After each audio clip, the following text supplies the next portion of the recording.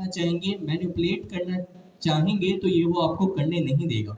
मैं आपको बहुत ही कंसाइज वे में ये चीज़ डिलीवर कर रहा हूँ क्विज के लिए। इसकी डिटेल में आप जाइएगा, लेकिन अगर आपने ये चीज़ भी जहन में बिठा ली है सेट के अराउंड, तो आपका सेट बिल्कुल क्लियर है। सेट सिर्फ कीज स्टोर करता है। There is no key value pair, there is no index behind the keys. जैसे एरे के अंदर हर एलिमेंट के बिहाइंड द सीन्स एक इंडेक्स होता है, सेट में वो भी नहीं होता। और जिस तरीके से डिक्शनरी के अंदर ऑब्जेक्ट में की वैल्यू पेयर होता है, सेट में वो भी नहीं होता, सिर्फ कीज होती है।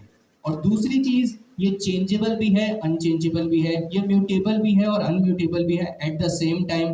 भाई बेवकूफ बना रहे हो, कैसे एट द सेम टाइम दोनों प्रॉपर्टीज ये होल्ड करता है? तो मेरे प्यारे दोस्तों, set as a whole on its own as a data structure is mutable. वो अपने अंदर नई कीज ऐड करने भी देता है using the methods that it provides, like add, like remove, like discard, like update, और हमने एक और भी अपडेट का पढ़ा था। लेकिन इम्यूटेबल कब है भाई फिर, और अनचेंजेबल भी कब है भाई? कि अगर आप एक्सप्लिसिट वे में इसकी कीज को एक्सेस करके उनको चेंज करना चाहेंगे तो वो ये नहीं करने देगा। Make sense? तीसरी और चौथी, आई गेस चौथी और आखिरी चीज जो सेट के अराउंड आपको याद होना लाजमी है, वो ये है कि एक कीज सिर्फ इम्यूटेबल डेटा टाइप्स को ही बनने देता है। और इम्यूटेबल डेटा टाइप्स कौन सी हैं? स्ट्रिंग है आपके पास नंबर है जिसमें आपके पास फ्लोट और इंटीजर आ जाता है, आपके पास टपल है, आपके पास कॉम्प्लेक्स है। बस यही एज अ की सेट के अंदर स्टोर हो सकती हैं। आप सेट की के तौर पे ना ही एक और सेट को रख सकते हैं क्योंकि वो इम्यूटेबल हो जाएगा, ना ही लिस्ट को रख सकते हैं क्योंकि वो भी इम्यूटेबल है, ना ही डिक्शनरी को रख सकते हैं क्योंकि वो भी इम्यूटेबल है। ये चार चीजें लिख लें, अपने जहन में जहन नशीं कर लें, आपको सेट क्रिस्टल क्लियर हो जाएगा। अगर अभी मेरी बात नहीं भी पकड़ पाए हैं तो बस ये बातें लिख लें, घर जाके एक्सप्लोर कर लेना। ये चार चीजें आ गई, सेट यकीन माने अच्छों से आपको बहुत अच्छे तरीके से आ जाएगा। ठीक है? Okay, cool, right.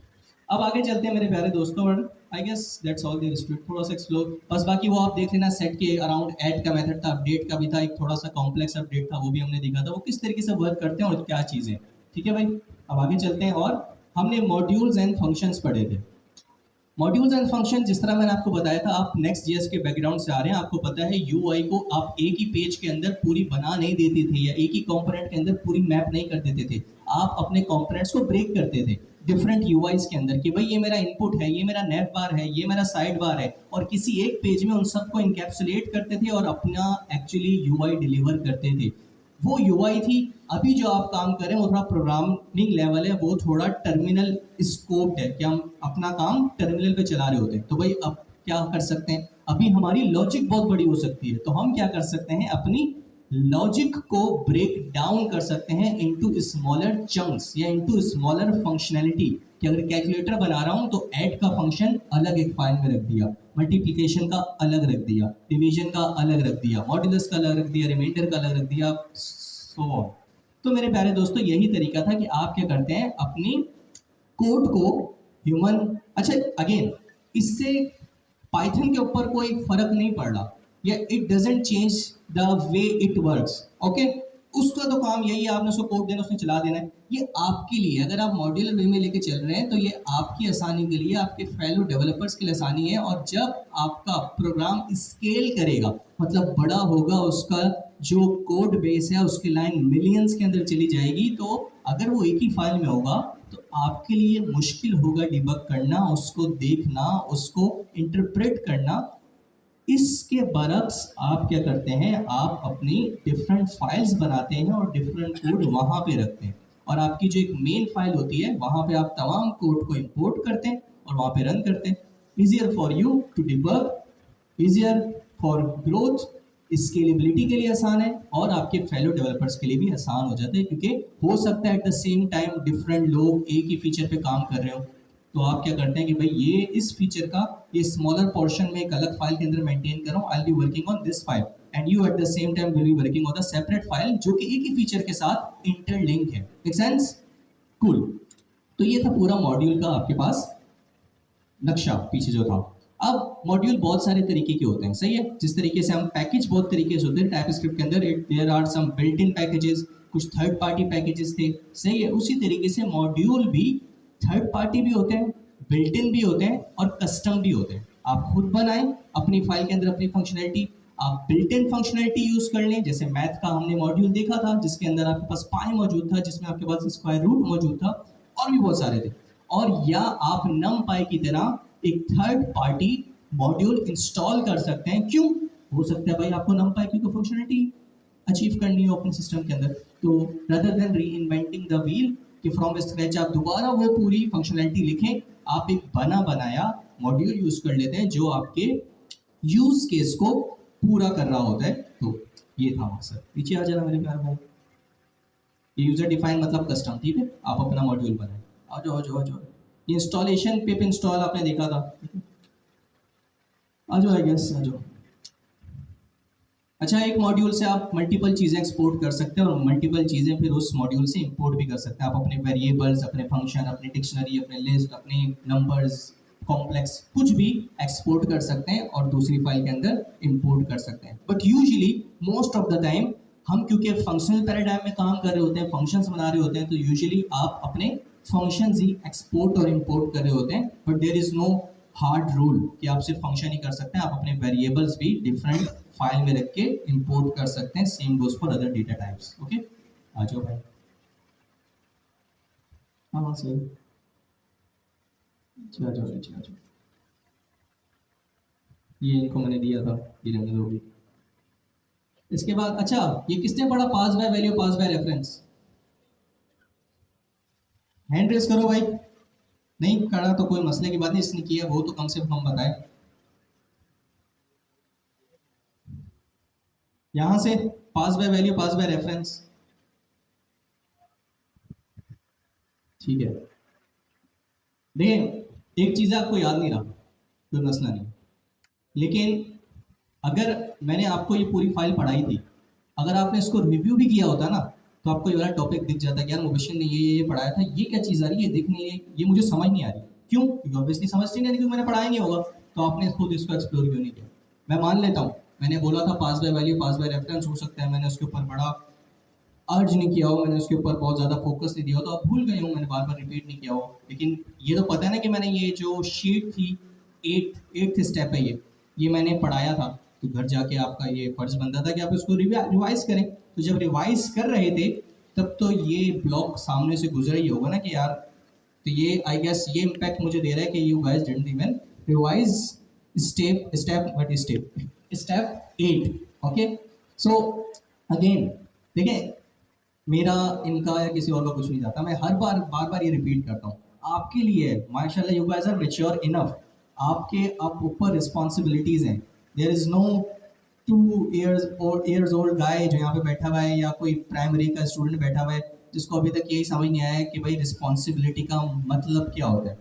अगर आप यहाँ बैठे हुए हैं तो यकीनन आप माशाल्लाह दाढ़ी भी है, मुझे भी है, आप पहली रिस्पॉन्सिबल है। आप अपने बहुत कीमती वक्त में से कुछ वक्त इस प्रोग्राम को, इस कोर्स को डेडिकेट कर रहे हैं। क्यों? क्योंकि एट द एंड आप इससे कुछ आउटपुट निकालना चाहते हैं, एक्सट्रैक्ट करना चाहते हैं।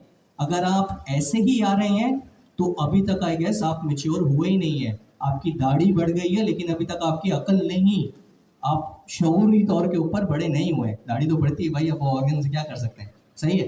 तो मेरे प्यारे दोस्तों कोशिश करें कि अगर अपना आप टाइम दे रहे हैं तो उसको फिर मीनिंगफुल भी बनाएं, उसको एट द एंड फ्रूटफुल भी बनाएं। इस एम के साथ बनाएं कि यार ये सिर्फ हफ्ते के मैं 3 घंटे नहीं दे रहा, 1 साल के बाद ये 3 घंटे पता नहीं कितने घंटे बनते हैं और मैं इसको अच्छे से यूटिलाइज करके अपनी फैमिली को बेटर फ्यूचर दे सकता हूँ। इंटरेस्ट में मैं दे सकता हूँ, मैं देख रहा हूँ आप दे सकते हैं। आप में से ही एक स्टूडेंट खड़ा हुआ है अभी, हमारी फैकल्टी का पार्ट भी बना है और भी रिसेंटली उसने एक मल्टीनेशनल कंपनी के अंदर as a front end engineer placement भी हासिल कर ली है। ये मैं नहीं बोल रहा कि कर लेगा, कर ली है और अभी कुछ दिन में उसकी ज्वाइनिंग भी है। तो अगर वो कर सकता है तो आप क्यों नहीं कर सकते भाई? उसने वक्त को गनीमत जाना, उसने try to get the most out of it का जो एक क्या कह सकते हैं बात हम सुनते हैं ना उसने वाकई उस चीज़ के ऊपर वर्क किया और इंशाल्लाह आप देखिएगा वो रिसेंट कुछ दिनों के अंदर ज्वाइन कर लेगा। आपको उनसे मिलवाएंगे भी, अभी नहीं जल्द मिलवाएंगे, लेकिन मैं आपको बता रहा हूँ। और इसी तरीके से और भी बहुत सारे एग्जांपल्स मेरे पास हैं। ये वो है जो मेरे सामने की एक बात है। तो आप भी कोशिश करें कि भाई पढ़ लें, क्योंकि ये फील्ड जो है ना ये दूसरी फील्ड्स को जल्द, पाकिस्तान थोड़ा कुछ अरसे पीछे चल रहा होता है, लेकिन जल्द ही ये डिफरेंट फील्ड्स को टाटा बाय बाय कर देगी। अगर आपकी फील्ड ऐसी है ना कि आप एक ही काम रोजाना करते हैं आइट्रेशन के अंदर, उसके अंदर कोई इनोवेशन नहीं आ रही, तो आपको आज के दौर में डरना चाहिए कि यार मैं रिप्लेसेबल हूँ। कोई भी एक टूल, कोई भी एक टेक्नोलॉजी, कोई भी एक सिस्टम आ गया अगर, जो कि इस कैपेबल हुआ कि वो रिपीटेटिव टास्क जो कि मैं परफॉर्म कर रहा हूँ मुझसे ज़्यादा स्केल पे कर सकता है, तो मैं कहाँ जाऊँगा।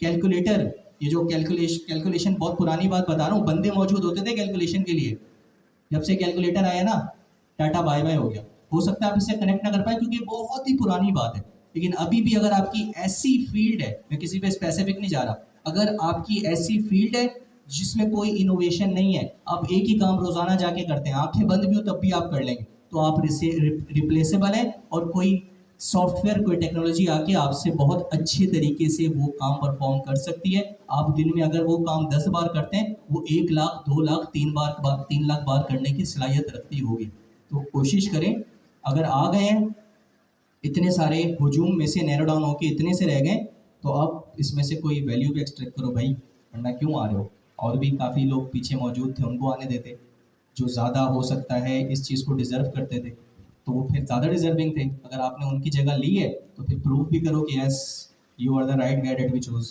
सो कोशिश कीजिएगा, इसको जाके देखें, pass by value pass by reference, again मैं नहीं पढ़ाऊंगा, ये आपके लिए है और आप ही इसको एक्सप्लोर करेंगे। फंक्शंस हमने देखा था, फंक्शंस फंक्शंस क्यों होते हैं, फंक्शन इसलिए होता है कि भाई आप अगर एक काम बार बार कर रहे हैं, तो अगर आपने उसका कोड बार बार लिखना है, तो क्यों ना उस पूरे फंक्शन को मैं एक बार बना दूं, मतलब उस कोड को फंक्शन से इंकैप्सुलेट कर लूं और उसको रख दूं, फिर जब भी वो फंक्शनैलिटी मुझे अचीव करनी हो मैं उसको इन्वोक करूं, बस उस फंक्शन का नाम इन्वोक करूं और वो अपनी फंक्शनैलिटी को आके एग्जीक्यूट कर दे।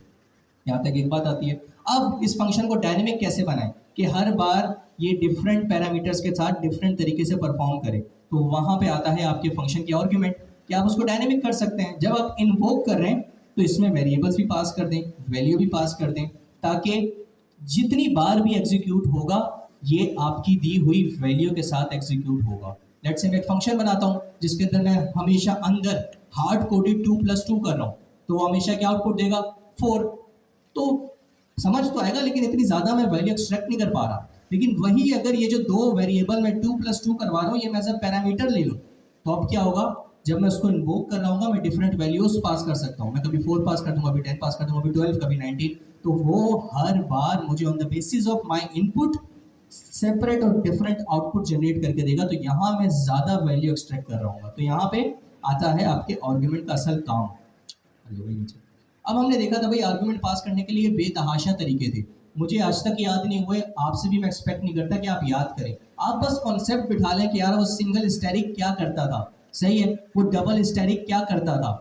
तो अगर आपको याद हो कि भाई सिंगल स्टैटिक यही करता था, if you have nth number of argument that you can pass to your function, और आपको नहीं पता कितने फंक्शन के पैरामीटर में पास कर सकता हूँ। अच्छा, उससे पहले ये देख लेते हैं, एक पहले ये वाला देख लेते हैं, सीक्वेंस वाइज चलते हैं वरना आप खो जाएंगे। सबसे पहले आता है कीवर्ड आर्गुमेंट। कीवर्ड आर्गुमेंट यही था कि जब आप फंक्शन को इन्वोक करते हैं तो जो आपका सीक्वेंस होता है वो बड़ा मैटर करता है कि जहाँ आपने ऊपर नेम पास की है और सेकंड एज पास की है, तो नीचे भी जो आप वैल्यू देंगे वो पहले को ही लगेगी, दूसरी को ही लगेगी। लेकिन आप तो अगर थोड़ी सी फ्लेक्सिबिलिटी चाहते हैं, आप चाहते हैं कि यार सीक्वेंस मैटर ना हो, मैं की दूं और वैल्यू बताऊं, वो ऊपर देखिए भाई की किसके साथ मैच कर रही है, वो उस पर जाके वो वाली वैल्यू लगा दें, तो आप ये कीवर्ड आर्गुमेंट को इस्तेमाल कर सकते हैं। थोड़ा स्क्रॉल करना है यार, तो आप थोड़ा सा स्क्रॉल ऊपर ऊपर ऊपर ऊपर थोड़ा सा नीचे नीचे नीचे नीचे नीचे, इसकी एग्जांपल है। हाँ, यहाँ आप देख सकते हैं कि प्रिंट इन्फो को आप देखें, print info is a message, सही है, print info is a function, sorry. अब ये अगर आप ऊपर देखें तो ये नेम और एज एक्सपेक्ट करते हैं। अब वैसे तो जब मैं नीचे पास करूंगा तो मुझे नेम की वैल्यू पहले देनी होगी, तो वो ऊपर नेम को जाके लगेगी, और एज की वैल्यू बाद में देनी पड़ेगी, तो वो एज को जाके लगेगी।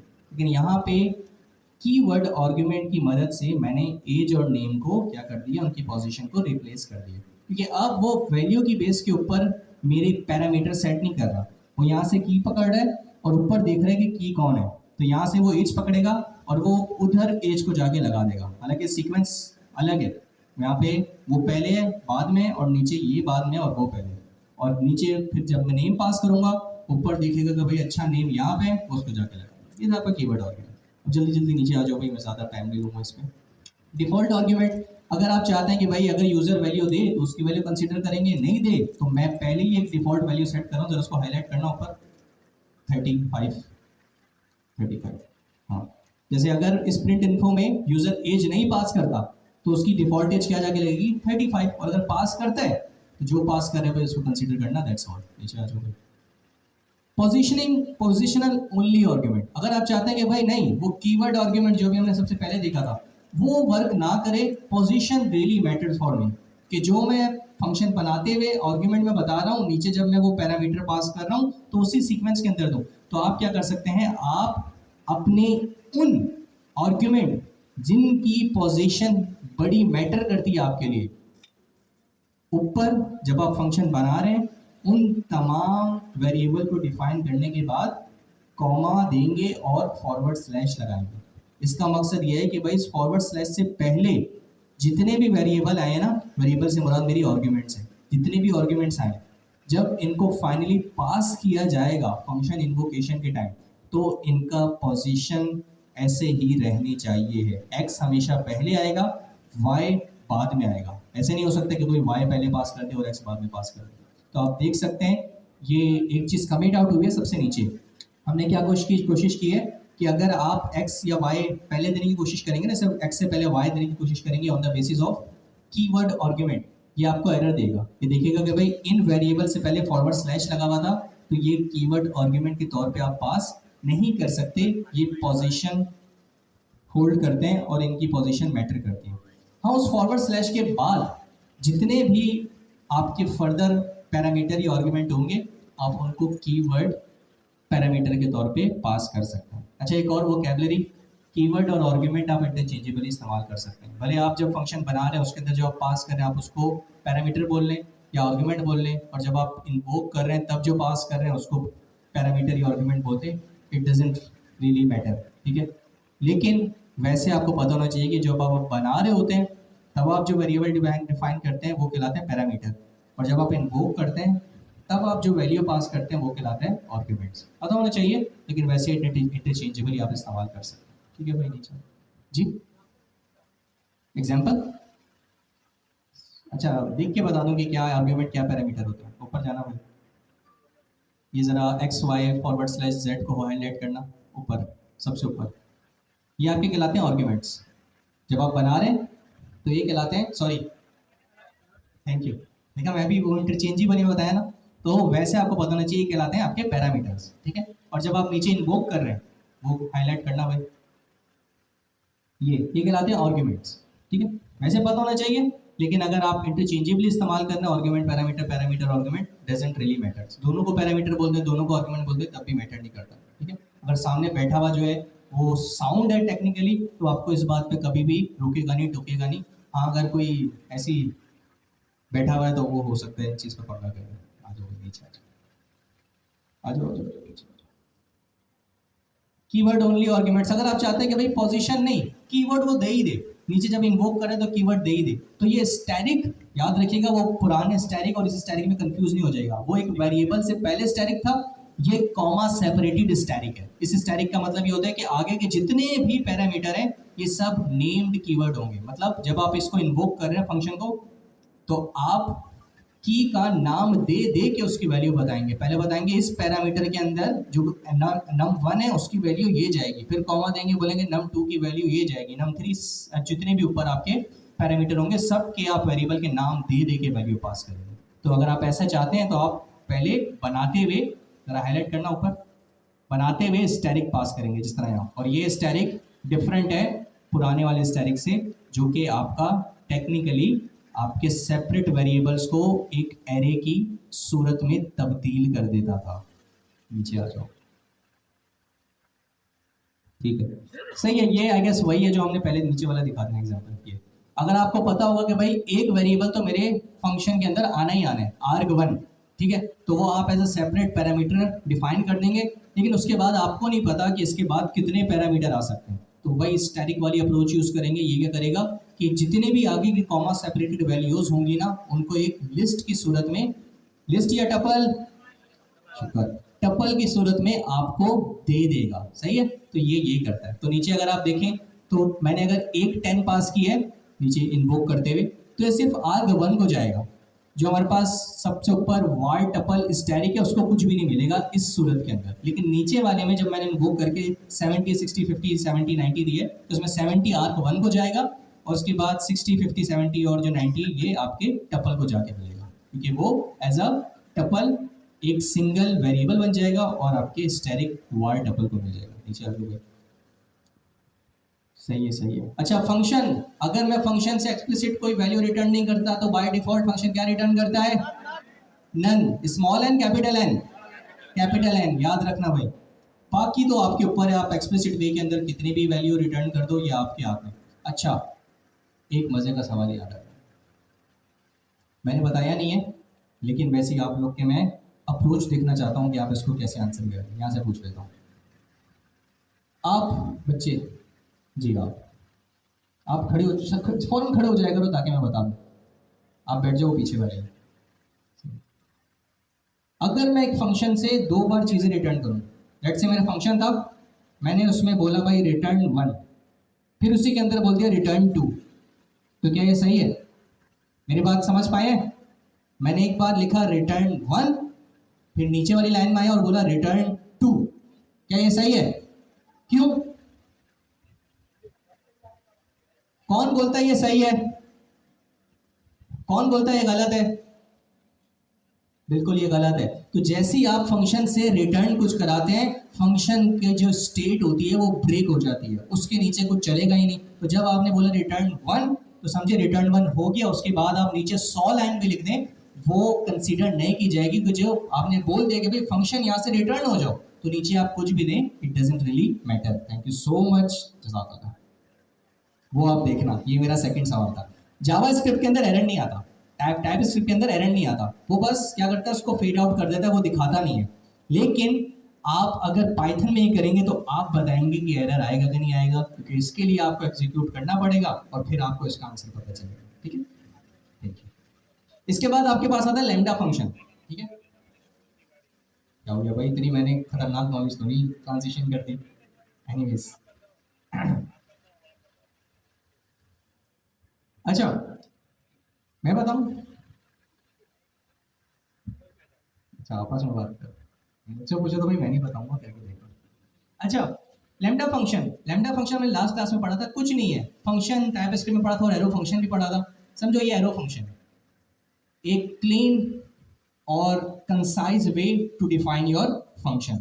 एक पूरा डेफ लिख के, फंक्शन का नाम देके, राउंड ब्रैकेट्स लगा के, कॉलन देके, लाइन ब्रेक करके, स्कोप शुरू करके फंक्शन देना, और इसके बरक्स एक ही लाइन के अंदर पूरा फंक्शन डिफाइन कर देना, तो ये ज़्यादा बेहतर होता है। तो सान लफ्ज़ों में समझिए आपका एरो फंक्शन है।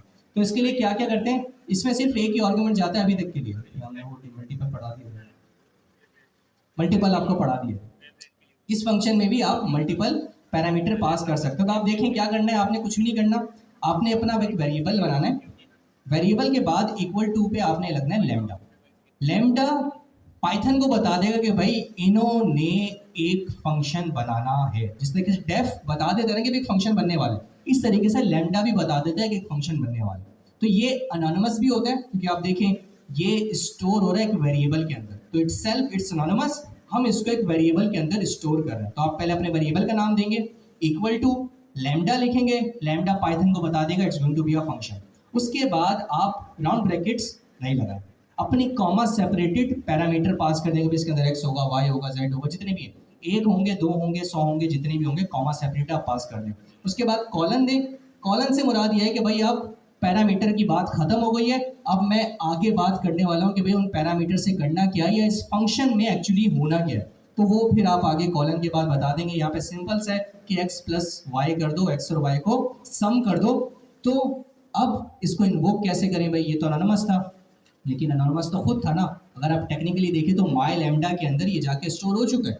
तो जब भी आपको ये लैम्डा की फंक्शनलिटी अचीव करनी होगी तो आप माई लैम्डा को इन्वोक करेंगे, उसके अंदर अपने पैरामीटर पास करेंगे और आपका काम हो जाएगा। अगेन याद रखिए कब इसको इस्तेमाल करें, जब आपकी फंक्शन जो हो वो रिलेटिवली सिंपल हो, उसके अंदर एक ही काम हो रहा हो, सिंपल सी वैल्यू रिटर्न हो रही हो। जैसे यहाँ पे आप देखिए मैंने रिटर्न का एक्सप्लिसिट वे में कीवर्ड यूज नहीं किया, वो खुद ही उसको पता है कि यार ये सिंगल लाइन एक्सप्रेशन है, एक्स और वाई को लेना है, इनको प्लस करना है और उसको रिटर्न भी कर देना। ये एक लाइन में देखिए क्या क्या कर रहा है, ना डेफ लगाना पड़ा, ना पैरामीटर के अराउंड राउंड ब्रैकेट्स लगाने पड़े, ना कॉलन के बाद लाइन को ब्रेक करके नीचे लाना पड़ा जो कि वैसे फंक्शन में लाजमी है, और ना ही जब रिटर्न करना था तो रिटर्न का कीवर्ड एक्सप्लिसिट वे के अंदर लिखना पड़ा। लेकिन याद रखिएगा जब आपके ऐसे स्मॉल यूज केसेस हों, ऐसे स्मॉल फंक्शंस हों, तब तो लैम्डा कारआमद है। कोई बड़े जिनके अंदर वेरिएबल बन रहे हो, डिफरेंट चीज़ें हो रही हो, उसके लिए आप डेफ वाला तरीका इस्तेमाल कीजिएगा, ये नहीं चलेगा। Make sense? कूल। तो ये था आपका लैम्डा फंक्शन।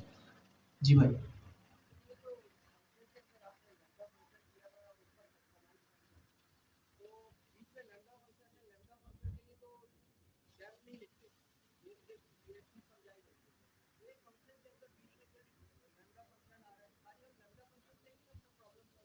जो कुछ फंक्शन होते हैं जिन वो मैं बताता हूँ आपको।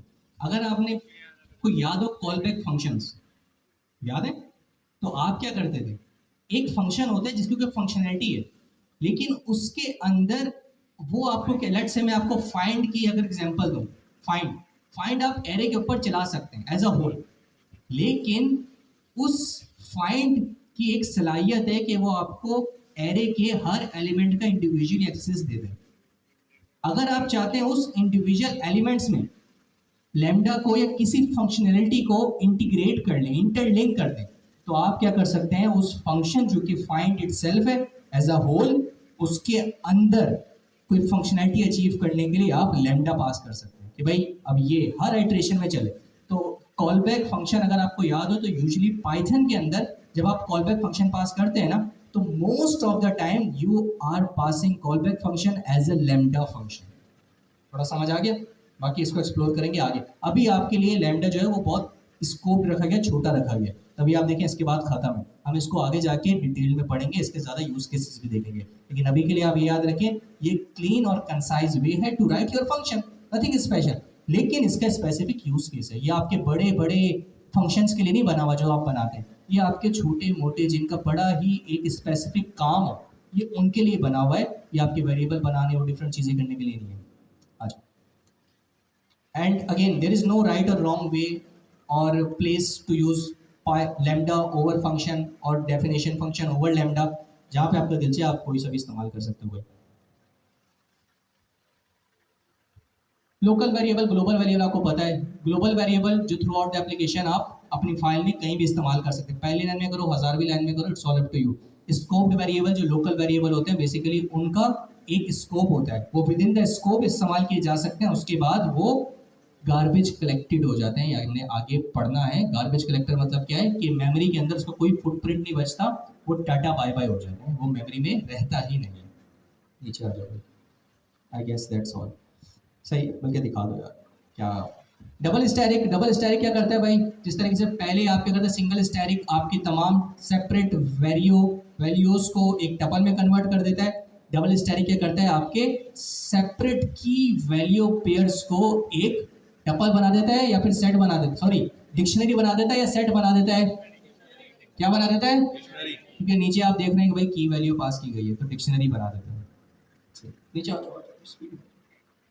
Generator function, generator function trust me बहुत एक एडवांस टॉपिक है, आपको बहुत ही छोटे लेवल पे बताया गया है, बहुत ही उसकी बेसिक बताई गई है, तो इसको थोड़ा बेसिक ही रखना अपने जहन में भी। डोंट ट्राई टू कि भाई इसको मैं फुल एडवांस में समझ लूँ, थोड़े घबरा जाएंगे आप, सही, क्योंकि आपके और भी बहुत सारी चीज़ें। तो जितना मैंने आपको बताया था ना कि एक फंक्शन है जो कि आपको रिटर्न करता है अच्छा मेरी बातों पर आप गौर कीजिएगा, करा करें, क्योंकि मैंने आप में से ना अक्सर जब मैं क्वेश्चन कर रहा होता हूँ ना, आप माशाल्लाह आपको 6 महीने हो गए, लेकिन जब भी जब आप अपनी बात डिलीवर कर रहे होते हैं ना, आप आम अल्फाज का चुनाव करते हैं जो कि आप डेली अपनी कम्युनिकेशन में इस्तेमाल करते हैं ना, आप उनका चुनाव करते हैं। कोशिश करें थोड़े टेक्निकल वर्ड्स को इंटीग्रेट किया करें अपनी बात की डिलीवरी के अंदर। ये आपको स्टैंड आउट करता है, एक अच्छा इम्पैक्ट छोड़ता है। ठीक है, तो बस इस चीज़ का ख्याल रखा करें, जब मैं बताता हूँ ना तो आप कॉन्सेप्ट तो माशाल्लाह बहुत अच्छे तरीके से लेते हैं, लेकिन वोकैबुलरी भी ले आते हैं, ताकि जब आप किसी से बात कर रहे हो, किसी को अपनी बात डिलीवर कर रहे हो ना, तो एक टेक जार्गन्स और जो वोकैबुलरी होती है ना, ये बहुत अच्छी होती है एक समझदार बंदे को समझने के लिए, और एक नॉन टेक्निकल के ऊपर आपका इम्पैक्ट डालने के लिए कि हाँ यार इज़ अ राइट गाय, जिसको मैंने बात के लिए चुना है और ये मुझे बात बता देगा। ठीक, और इंटरव्यू में तो आपको यकीन माने बेतहाशा हेल्प करेगा अगर आप वोकैबुलरी अच्छी इस्तेमाल कर रहे हैं, या बाद में डिस्कस करेंगे। तो खैर, जनरेटर फंक्शन क्या करता है? जनरेटर फंक्शन आपको जनरेटर ऑब्जेक्ट रिटर्न करता है। जनरेटर ऑब्जेक्ट क्या होता है? ये एक आइटरेटर होता है। आइटरेटर, आइटरेटर से मुराद है जिसके ऊपर आप आइटरेट कर सकते हैं। जैसे आपके पास एरे होता है, उसके ऊपर आप आइटरेट कर सकते हैं। और ये आपको क्यों आइटरेट करने की मदद देता है, और ये क्या है इसमें और आम फंक्शन में क्या फ़र्क है?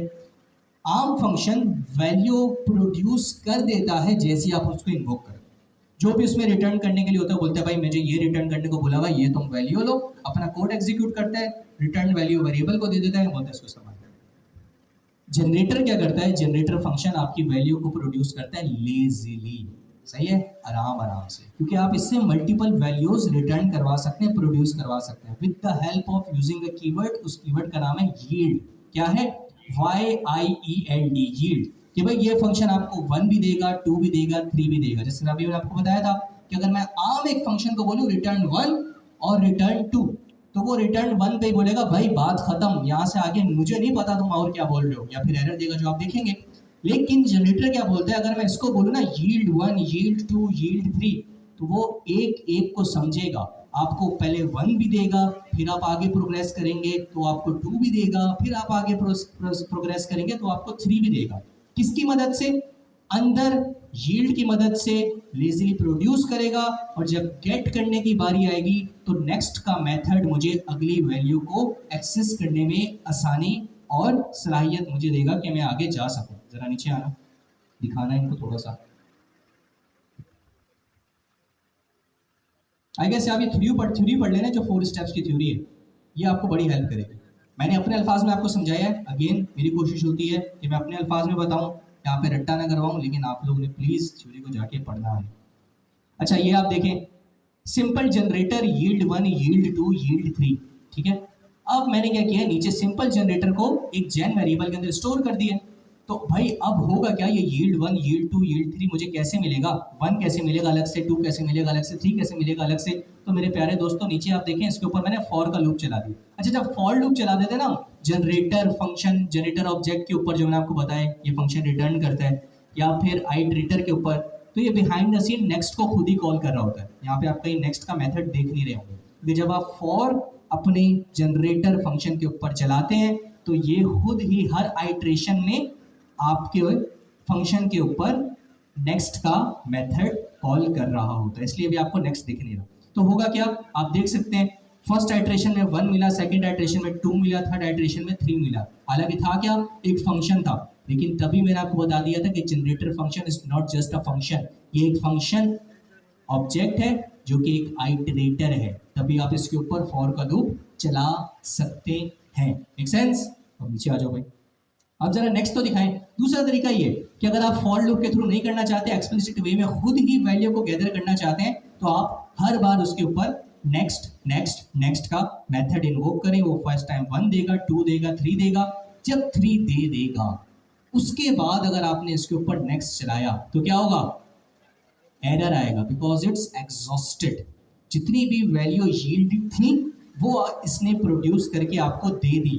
अब अगर आप इसके ऊपर नेक्स्ट चलाएंगे तो ये आपको एरर देगा, याद रखिएगा, एरर देगा। Make sense? जी,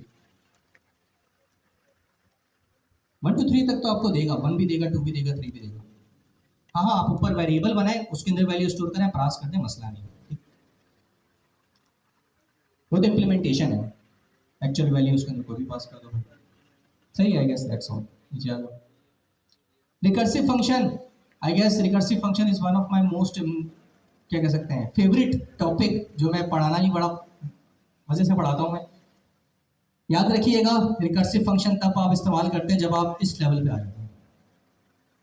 आप यकीन माने, अपने फेलो डेवलपर्स जितने भी लोग बनाते हैं ना कोड प्रोजेक्ट, जो भी बना रहे हैं, मैं लिख के दे रहा हूँ, 6 महीने हो गए, जिसने भी जो भी प्रोजेक्ट बनाया ना उसने रिकर्सिव फंक्शन इस्तेमाल नहीं किया होगा, उसको समझ ही नहीं आता होगा कि भाई इसका इस्तेमाल करना है कब नहीं करना है। वो आराम से अपने लूप बनाता होगा, एरे बनाता होगा, डिफरेंट इस तरह की चीज़ें करता होगा। ये आप तब करते हैं जब आपको वाकई पता चलता है यार कब इसका ये जमा के यूज़ केसेस को यहाँ पे इस्तेमाल करना है। तो अपना एक एम बना लें कि आपको ये इस्तेमाल करना है, लेकिन ऐसे नहीं बस इस्तेमाल कर देना, वाकई एक पॉइंट बनाना है कि यार यहाँ पे इस्तेमाल करना चाहिए और फिर वहाँ पे करें। ये जनरेटर भी एक ऐसी चीज़ है और ये रिकर्सिव फंक्शन भी ऐसी चीज़ है कि जब आप ये इस्तेमाल करने लग जाए ना तो मेरी बात रख लेना, आप एक अच्छे बल्कि नहीं बहुत अच्छे डेवलपर बन चुके हैं। आपको पता है ये कब इस्तेमाल करें, ये हर किसी के बस की बात नहीं, इनको ऐसे ही अपने प्रोग्राम में इस्तेमाल कर लेना और ना ही करना चाहिए। It is a very specific use case to utilize these functionalities, और जब आप ये पता हो कब इस्तेमाल करना है, आपको ये चीज़ का इल्म हो जाए, बेस्ट। अच्छा, रिकर्सिव फंक्शन ये था कि फंक्शन अपने स्कोप में अपने आप को कॉल कर रहा है, लेकिन हमेशा याद रखिएगा इट्स नॉट लाइक कि मैं फंक्शन के अंदर फंक्शन को कॉल कर दूं। कुछ प्रीरिक्विजिट्स हैं जो फॉलो करनी है, जिसको मैंने बोला था बेस केस। बेस केस ये चीज़ बताता है कि भाई वरना तो फंक्शन चलता रहेगा अपने अंदर, एक फंक्शन को अगर मैं अपने अंदर ही इन्वोक कर दूं वो तो आइटरेशन के अंदर चलता रहेगा। तो आपने ये भी तो बताना है कि भाई कब स्टॉप करना है, तो हमेशा रिकर्सिवनेस को अचीव करने से पहले ये बता दो कि भाई कब रिकर्सिवनेस को टर्मिनेट करना है, कब ब्रेक करना है, तब ये बेस केस आता है कि आपने बता दिया कि भाई जब n 0 हो जाए ना तो बस रिटर्न कर देना, फिर रिकर्सिव फंक्शन को अपने अंदर एग्जीक्यूट करने की जरूरत नहीं है। और नीचे आपका एक्चुअली रिकर्सिव केस आता है कि भाई कब अपने अंदर मुझे बार बार कॉल करना है।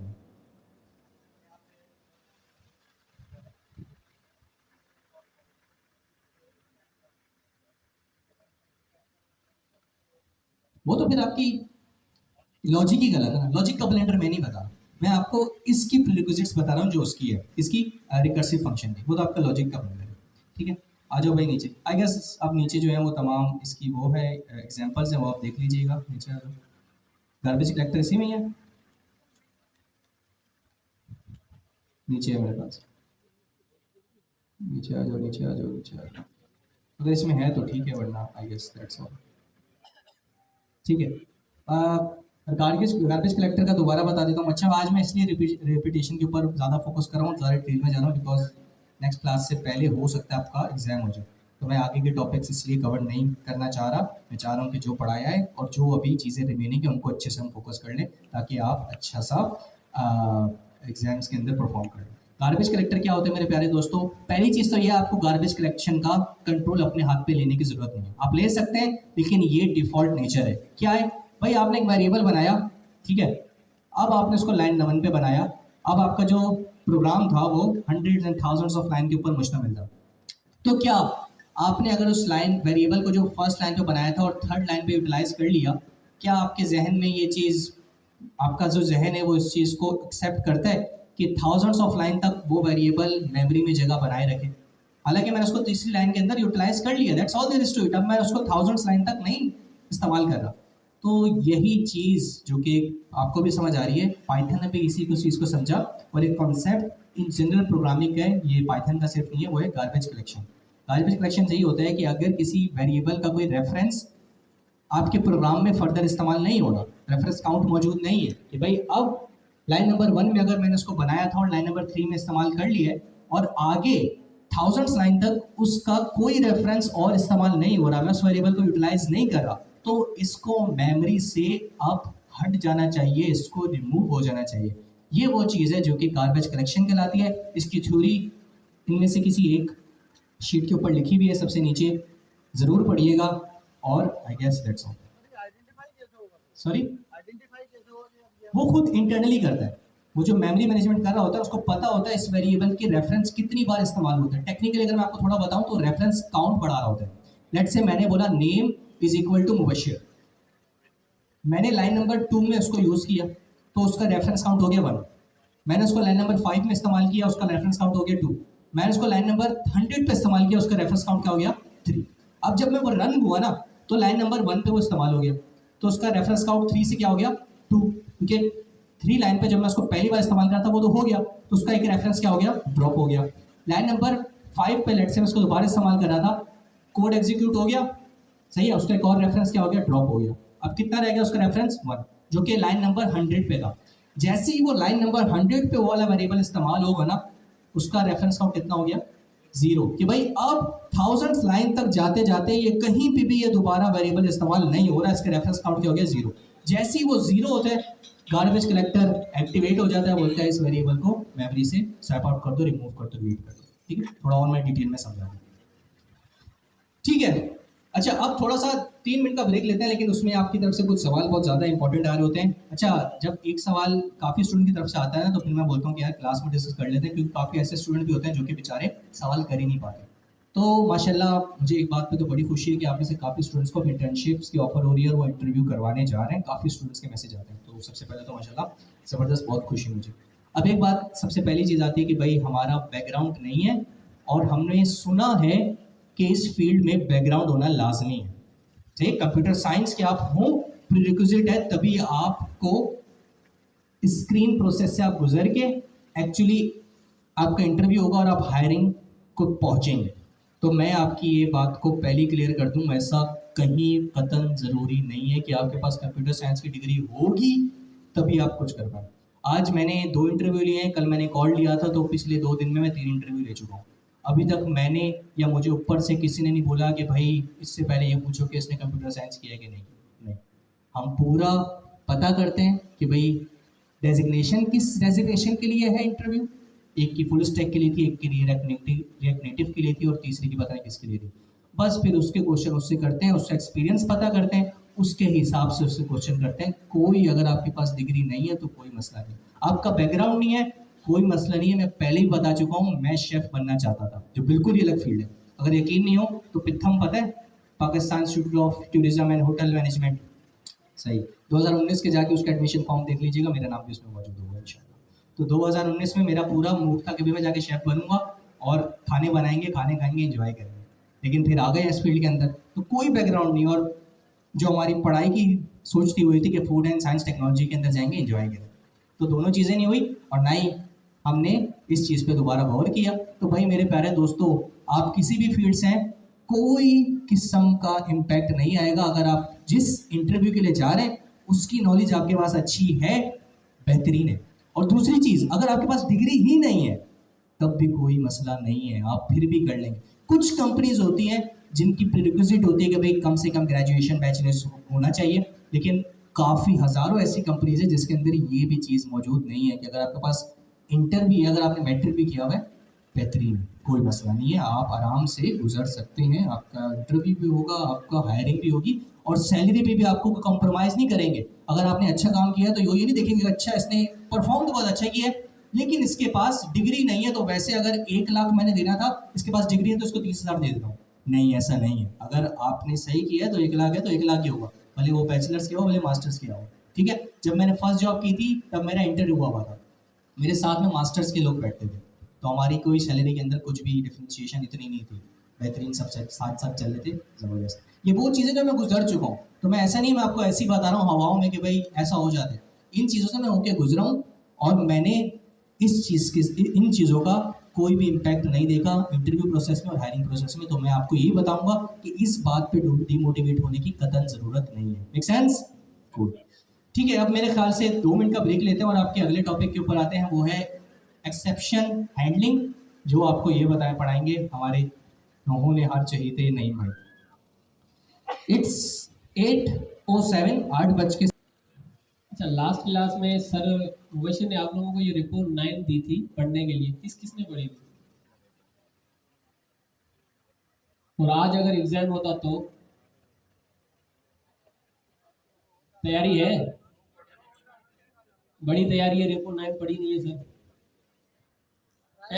थोड़ा सा जो है ना हाई लेवल पे जाती है, लेकिन इतनी भी मुश्किल नहीं है कि आप लोगों ने इसको पढ़ा लें। हम लोग इसको स्टार्ट करते हैं। सबसे पहले तो एक्सेप्शन है क्या? एक्सेप्शन जो है ना, जब भी हम लोग कोई कोड लिखते हैं, कोई फंक्शन लिखा हम लोगों ने, और उस कोड को जब हमने एग्जीक्यूट किया, तो हमारे पास जो अनएक्सपेक्टेड एरर्स आते हैं या अनयूजुअल एरर्स आते हैं, उसको हम एक्सेप्शन कहते हैं। बेसिकली कहते ही एरर्स को है, वो एरर्स जो अनएक्सपेक्टेड हमारे पास आ जाते हैं। और ये चीज़ पाइथन के अंदर कोई नई नहीं है, आप लोगों ने ये चीज़ पहले भी पढ़ी हुई है, टाइपस्क्रिप्ट के अंदर पढ़ी थी, ट्राई कैच पढ़ा होगा आप लोगों ने। अगर आपके पास एसिंक्रोनस टास्क है तो आपने डॉट देन डॉट कैच पढ़ा होगा। नेक्स्ट जेएस में आए आप लोगों ने एपीआई हैंडलिंग की, वहां पर ट्राई कैच पढ़ा था। कुछ भी नहीं है, सिमिलर है बिल्कुल। उसके अंदर ट्राई केस था, इसके अंदर ट्राई एक्सेप्ट है, इतना कोई मुश्किल है नहीं। अच्छा, इसको सबसे पहले देखते हैं, तो इसके एक मिनट में इसको ओपन कर लेता हूँ।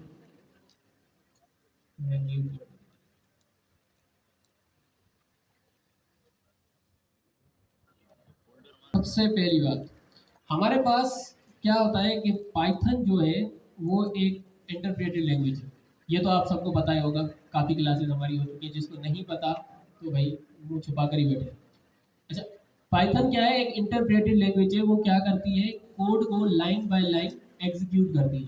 फर्स्ट लाइन पे आई, उसको एग्जीक्यूट किया, उसके अंदर कोई एरर नहीं था, उसने इसको एग्जीक्यूट कर दिया।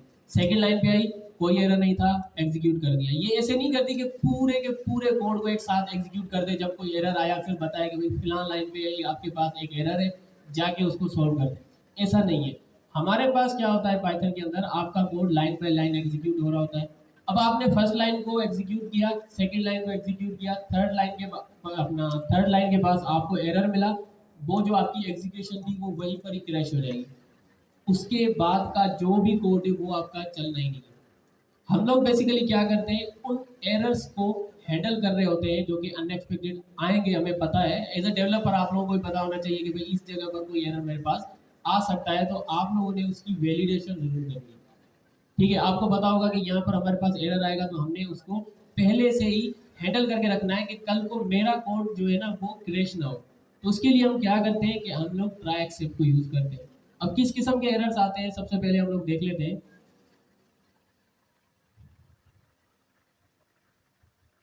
स्क्रीन ऐसे सही है, इतनी जूम, ठीक है।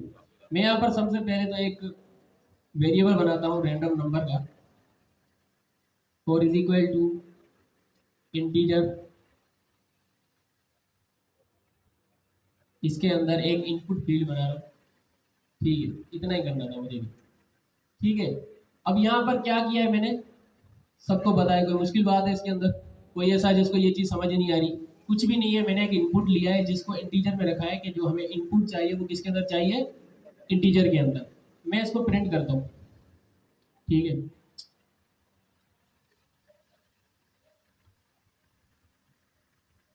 रैंडम नंबर, अब मैंने इसको कर दिया प्रिंट। तो सिंपल यहाँ पर आपको नजर आ जाएगा, ये हमसे एक प्रॉम्प्ट मांग रहा है, कुछ भी मांग रहा है। जैसे कि मैंने 5 दे दिया तो आपके पास वो 5 प्रिंट होके आ गया। मैंने उसको क्या दिया है, इंटीजर। अगर मैं इसको दे दूं यहाँ पर, दोबारा से मैं इसको चलाता हूँ,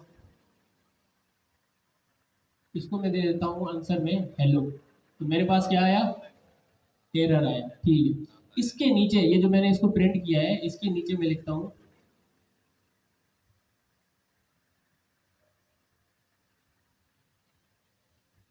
फिर इसको एंड ऑफ कोड। ठीक है, अब ये जो लाइन है किसके नीचे है, हमारे पास जो हमने वेरिएबल जहाँ पे प्रिंट किया है उसके बाद है। अब मैं क्या करता हूँ कि इसको मैं यहाँ पर प्रिंट कर लूँ, तो क्या हो जाएगा, मैंने इसको दिया जी, तो मेरे पास ये एरर आया। ठीक है, एरर कहाँ पर आया, हमारे पास लाइन नंबर 2 पर जब मैंने उसको प्रिंट किया वहां पर एरर आया। तो क्या नीचे वाला कोड इसका इससे कोई ताल्लुक है उस एरर से, वो प्रिंट हुआ? वो प्रिंट नहीं हुआ, क्यों? क्योंकि हमारे पास जिस लाइन पे एरर आना था वहां पर एरर आया, उसके बाद हमारा प्रोग्राम क्रैश हो गया। ये सिंपल एग्जांपल है, इतनी कोई मुश्किल है नहीं।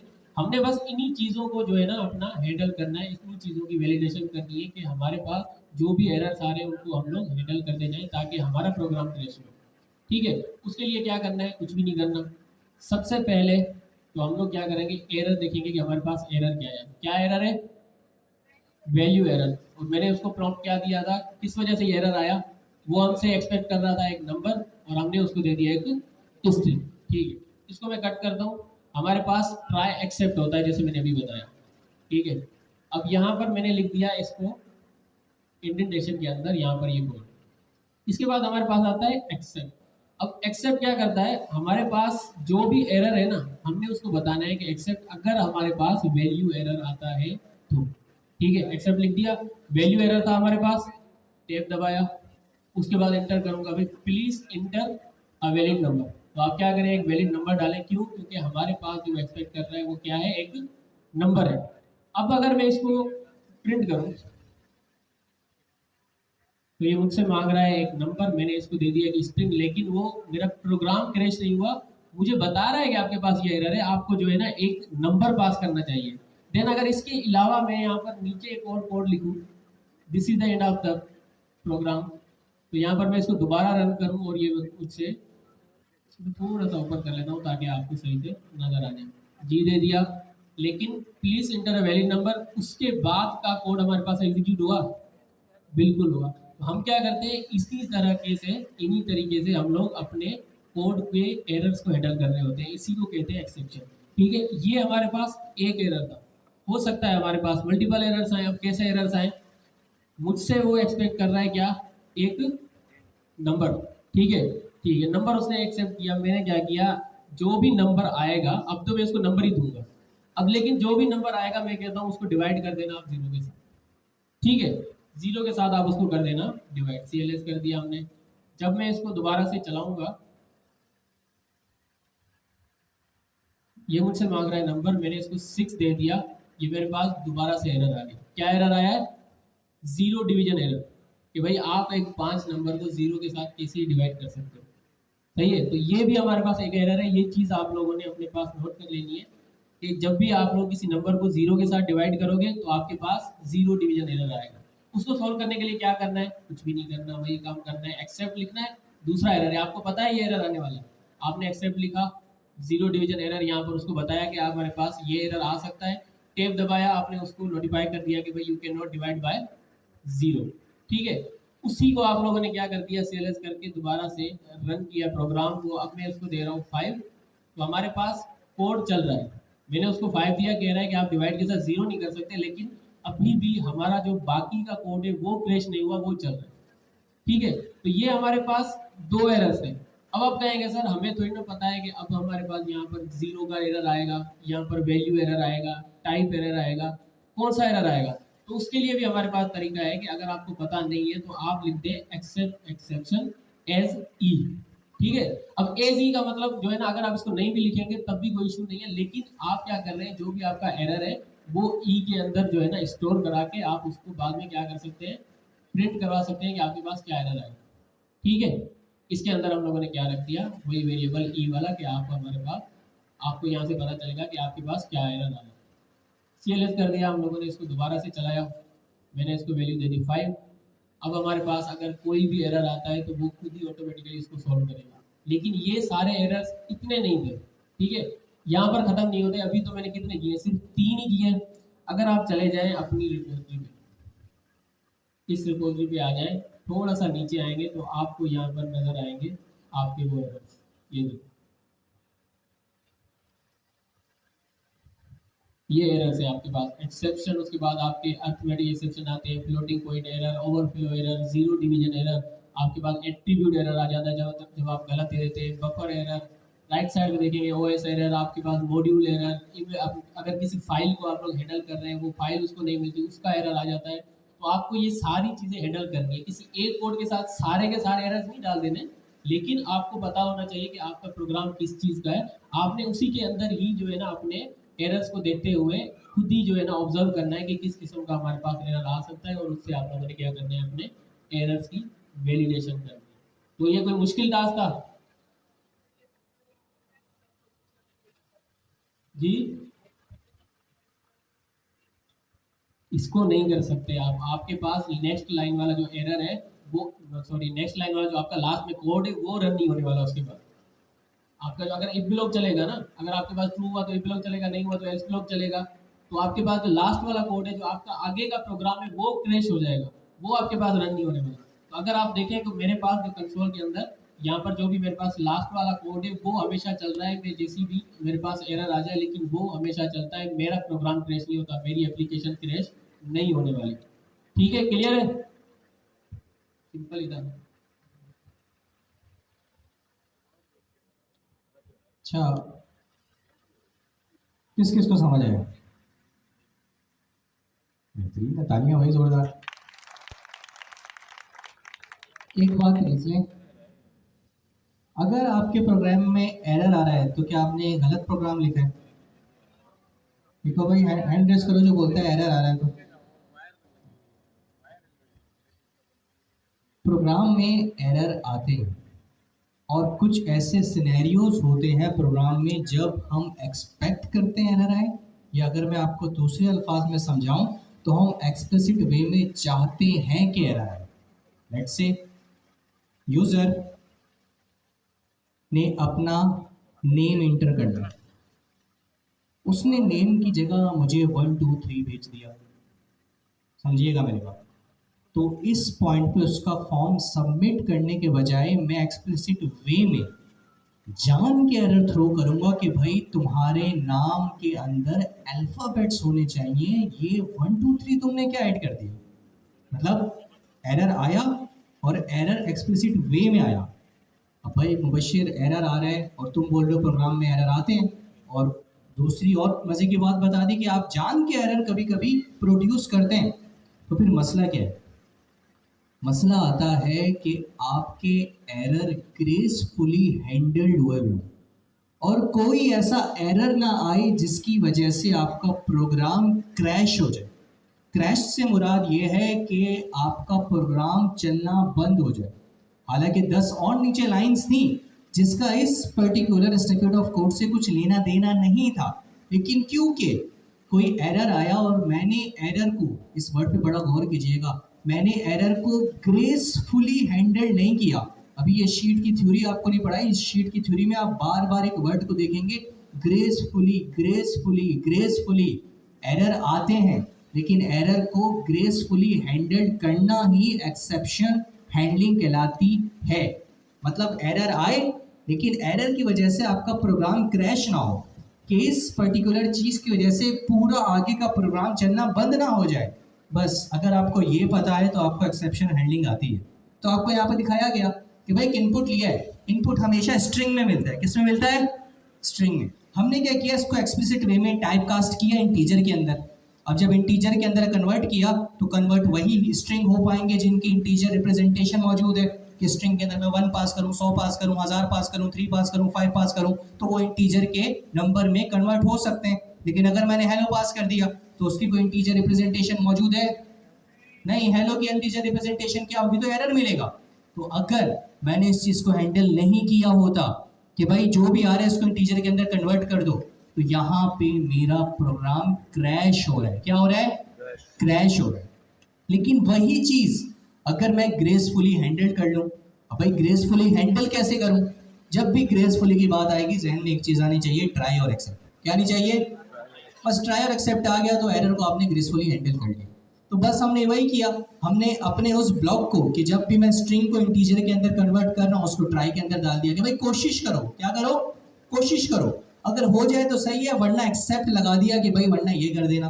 तो बस दैट्स ऑल। तो अब अगर कोई हेलो देगा तो वो ट्राई करेगा, ट्राई नहीं होगा एक्सेप्ट के अंदर आएगा। ऐसे नहीं करेगा कि भाई प्रोग्राम ही क्रैश आ गई कि 100 लाइन चलना बंद, नहीं, वो एक्सेप्ट के अंदर जाएगा और एरर थ्रो करेगा। एरर एक्सप्लिसिट वे में थ्रो करेगा कि भाई user, are you mad, are you fool, when we are asking for number, why are you providing string और अल्फाबेट्स और characters, you have to pass a number. जो भी आप एरर दिखाना चाहते हैं। अब भाई ये क्या है? Value error, zero division error. Python थोड़ी सी स्मार्ट है, उसने एरर्स को ना एरर के साथ टैग कर दिया। मतलब एक खुद स्पेसिफिक एरर बनाया और उसने एरर की टाइप डिफाइन कर दी कि भाई जब इस तरह का एरर आएगा तो उसकी टैग ये कर देना है, जब इस तरह का एरर आएगा तो इसको टैग ये कर देना है। तो जब आपने देखा था कि जब मैं स्ट्रिंग जिसकी कोई इंटीजर रिप्रेजेंटेशन मौजूद नहीं थी उसको जब मैं इंटीजर के अंदर कन्वर्ट करने की कोशिश कर रहा था, लेट्स से हेलो को, तो मुझे जो एरर मिलेगा उसकी टाइप क्या होगी? Value error. एक्सप्लिसिट वे में बताया मैं, वैल्यू एरर। और अगर मैं किसी नंबर को 0 से डिवाइड करूंगा, क्या होता है 0 से डिवाइड करना? इन्फिनिटी, इनफाइनाइट होता है। तो कुछ लैंग्वेज के अंदर मुझे इनफाइनाइट मिल जाता है, लेकिन कुछ लैंग्वेज इस चीज को नहीं एंटरटेन करती। पाइथन उनमें से जो इनको एंटरटेन नहीं करती वो एरर थ्रो करती है। तो जब भी मैं अपने नंबर को 0 से डिवाइड करूंगा तो वैल्यू एरर नहीं आएगा। लेट्स से मैंने 1 पास किया तो बस सही है, लेट्स इट इंटीजर के अंदर कन्वर्ट भी हो गया, फाइन। तो ये पहला एक्सेप्ट तो नहीं चलेगा, लेकिन उसके बाद नीचे मैंने बंड मार दिया, मैंने उस इंटीजर को 0 से डिवाइड करने की कोशिश कर दिया, दोबारा ट्राई किया तो उसने बोला कि भाई ये तुम्हारी ट्राई मैं फेल कर रहा हूँ। और फिर उसने एक्सेप्ट में देखा कि कौन सा एक्सेप्ट का एरर मैच कर रहा है इस टैग को, कि जब भी कोई चीज 0 से डिवाइड होगी तो मैं जानता हूँ मैंने इस चीज को एक एरर के साथ टैग किया हुआ है और वो है जीरो डिवीजन एरर। तो आपका जीरो डिवीजन एरर ट्रिगर होगा एक्सेप्ट में, और उसके अंदर जो ब्लॉक ऑफ कोड है वो आ जाएगा। अब फायदा क्या होगा कि अभी मैं यूजर को एरर थ्रो कर भी रहा हूं, उसको फीडबैक दे भी रहा हूं, लेकिन जो सबसे नीचे आप कोड देख रहे हैं, this is the end of the program, ये फिर भी चल रहा है। तो यहाँ पे मैं एरर को ग्रेसफुली हैंडल कर रहा हूँ। अगर आपको ये बात समझ आ गई है तो बेहतरीन है। और अगर आप चाहते हैं कि भाई अब मैं क्या हर टैग लगाऊं, अब लेट से अभी तो मैंने दो चीज़ों को कैटर कर ली है कि भाई इंटीजर की रिप्रेजेंटेशन मौजूद हो वरना वैल्यू एरर थ्रो हो जाए, और अगर जीरो से डिवाइड हो रहा है तो जीरो डिवीजन एरर आ जाए। इस तरीके से और भी तो बहुत किस्म के ब्लेंडर हो सकते हैं जो यूजर या फिर मैं कर सकता हूँ। तो क्या हर चीज का एरर टाइप मुझे मालूम हो? नहीं। अगर आप इस चीज से बचना चाहते हैं तो आप सबकी पेरेंट क्लास को पकड़ें, एरर की पेरेंट क्लास को पकड़ें, और वो क्या है, इस सबसे ऊपर दिखने वाला एक्सेप्शन। आप इस एक्सेप्शन को लें, जरा कोड में आना, और बोलते हैं कि भाई एक्सेप्ट एक्सेप्शन एज ई। आप बोलेंगे भाई वैल्यू एरर को मैंने हैंडल कर लिया क्योंकि मेरे जहन में था कि भाई ऐसा हो सकता है। जीरो डिवीजन एरर को मैंने हैंडल कर लिया क्योंकि मैं भी मेरे जहन में था ऐसा हो सकता है। लेकिन इसके बाद क्या क्या हो सकता है मेरे वहमो गुमान में नहीं है, मुझे नहीं पता किस किस तरीके के और एरर टैग्स हो सकते हैं। तो मैं सबकी पेरेंट को यूज कर रहा हूँ, वो है एक्सेप्शन। अब जिस तरह का भी एरर आएगा इन ऊपर के दो के अलावा, ठीक है, उनके लिए मैंने बाउंड्री बनाई है, इन दो के अलावा कोई भी एरर आएगा तो वो एक्सेप्शन एज में चला, एज ई में चला जाएगा। तो मैंने कुछ भी नहीं किया, अपने एरर को ई वेरिएबल के अंदर स्टोर कर दिया और नीचे मैंने लॉक करा दिया कि भाई एज अनएक्सपेक्टेड एरर ऑकर्ड। तो that's all there is to it. अभी भी एरर जो है वो ग्रेसफुली हैंडल हुआ है। याद रखिएगा एरर प्रोग्राम में आते हैं, कभी खुद आते हैं, कभी आप एक्सप्लिसिटली से प्रोड्यूस करते हैं। क्या एरर आना गलत बात है? कतई गलत बात नहीं है। मसला तब आता है when you are not handling the errors, जिसको हम बोलते हैं कि भाई आपने एरर को हैंडल नहीं किया हुआ। तो क्या करना चाहिए? आपको एरर को ग्रेसफुली हैंडल करना चाहिए। जैसी ग्रेसफुली हैंडल की बात आएगी आपके जहन में ट्राई और एक्सेप्ट आना चाहिए। एक्सेप्ट के अंदर आप क्या पास कर सकते हैं? एरर्स की nature, value error, zero division error और इस तरह के बहुत सारे एरर। और अगर आप उनकी डिटेल में नहीं पढ़ना चाहते तो सबका पेरेंट एरर क्लास पकड़ लें जो है एक्सेप्ट एक्सेप्शन एज ई। ई की जगह पी डी एल एम जो भी डालना चाहिए, is a variable, is nothing else. आप एलियास बना रहे एक्सेप्शन के खिलाफ और फिर उसको हैंडल करें। इससे फायदा क्या होगा? आपका प्रोग्राम क्रैश नहीं होगा, नीचे का कोड इंपैक्ट नहीं होगा और आपका प्रोग्राम बेहतरीन तरीके से चलता रहेगा और एरर ग्रेसफुली हैंडल हो जाएंगे। Clear? That's all there is to it. आपकी exceptional handling I guess that बस इतनी थी। इसके अलावा आप नीचे देख सकते हैं उन्होंने डिफरेंट एरर्स की टाइप बताई हुई है, उनको एग्जीक्यूट करके दिखाया हुआ है। मैं इसकी डिटेल में नहीं जाऊंगा, मुझे ऐसा लगेगा I am just wasting your और मेरा टाइम।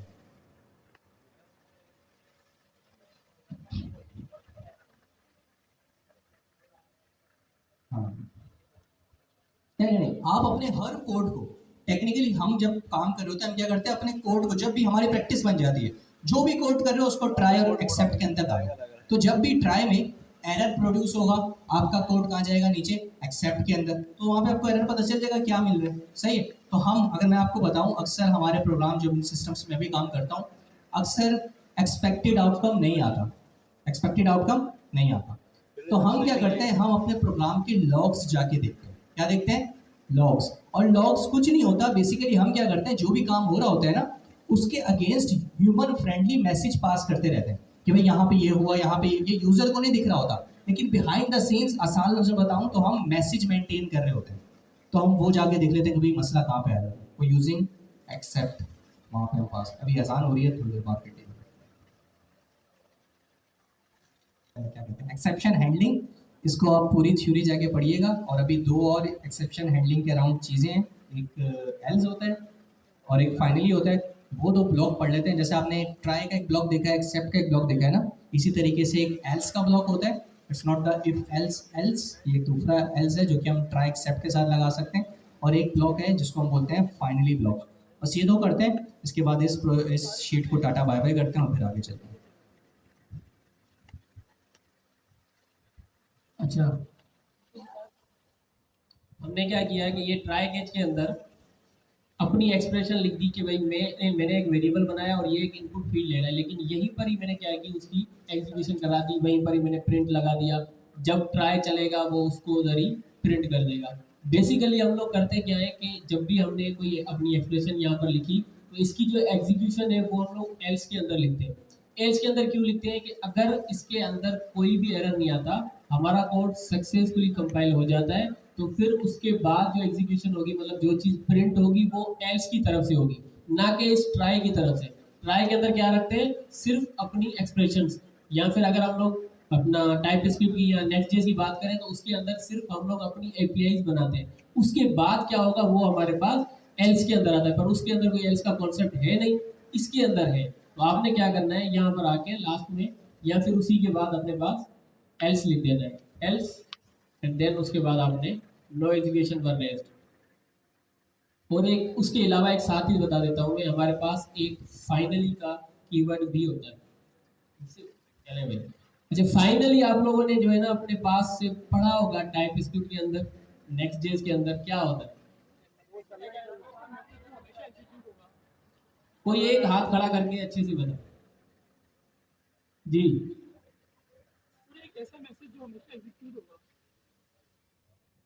फाइनली हमेशा एग्जीक्यूट होगा, बिल्कुल। फाइनली का यहाँ पे भी मकसद है, भले आपका कोड जो है जो ट्राई के अंदर है वो प्रॉपरली एग्जीक्यूट हो जाए, तब भी आपका फाइनली का ब्लॉक चलेगा। और भले जो आप ट्राई करने की कोशिश कर रहे थे वो ब्रेक हो जाए, वहाँ पे कोई एरर थ्रो हो जाए और आपका एक्सेप्ट एग्जीक्यूट हो जाए, तो तब भी आपका फाइनली चलेगा। तो doesn't matter the action that you are trying to achieve और परफॉर्म, कि वो सक्सेसफुल हो जाए या फिर रिजेक्ट हो जाए। आसान लफ्जों में, भले आपका ट्राई सक्सेसफुल एग्जीक्यूट हो जाए या आपका एक्सेप्ट के ब्लॉक के अंदर काम आ जाए, आपका फाइनली हमेशा चलना ही चलना है। सही है, आसान लफ्जों में आपके लिए। एल्स का क्या है, एल्स का थोड़ा सा ना घुमाने वाला काम है, तो थोड़ा सा समझे। एल्स तभी चलेगा जब ट्राई सक्सेसफुली चलेगा। सही है, एल्स को आप बहुत गहरा दोस्त समझें, किसका, ट्राई का। जब आपका ट्राई का जो कोड आपने लिखा है जब वो सक्सेसफुल एग्जीक्यूट हो जाएगा, एल्स तभी चलेगा। अब भाई इसको कब चलाना है, कैसे नहीं चलाना है, देयर इज नो रॉन्ग और राइट आंसर टू इट। आप एल्स को नहीं भी लिखे, क्योंकि भाई पता ही है, आप उससे अच्छा ये है कि आप ट्राई के अंदर ही वो चीज़ लिख लें जो आपने एल्स के अंदर लिखनी है, क्योंकि एल्स तभी चलेगा जब ट्राई चलेगा। लेकिन क्योंकि एक चीज़ मौजूद है तो आपको दिखाने के लिए इसका टेक्निकली एडवांस लेवल पे जाके यूज केस होता है, लेकिन अभी आप भले ट्राई के अंदर ही वो काम लिख दें और एल्स को इस्तेमाल ना करें। लेकिन अगर आप फिर भी चाहते हैं कि लेट से यहाँ पे मैं चाहता हूँ कि भाई रैंडम नंबर जो इनपुट मैं ले रहा हूँ, इंटरनल नंबर, ये तो मैं किस में करा लूँ, ट्राई के अंदर, लेकिन इसका जो फाइनली मैं प्रिंट आउटपुट कर रहा हूँ ना, वो एक वेरिएबल के अंदर पहले लिखो, ऐसे नहीं, वरना तो फिर एल्स के अंदर अगर एरर आ गया तो फिर क्या करेंगे। एक वेरिएबल में लिखो, हाँ हाँ, ये रैंडम नंबर डिवाइडेड बाय 0।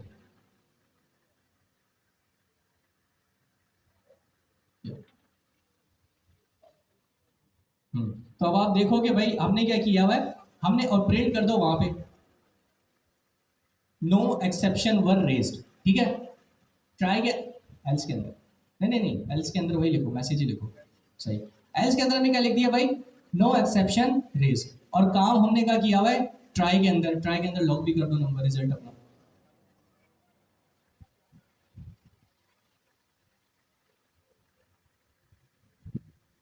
अब थोड़ा टू वे कम्युनिकेशन लेके चलते हैं, और जरा गौर से कोड को देख लो, थोड़ा जूम आउट कर दो।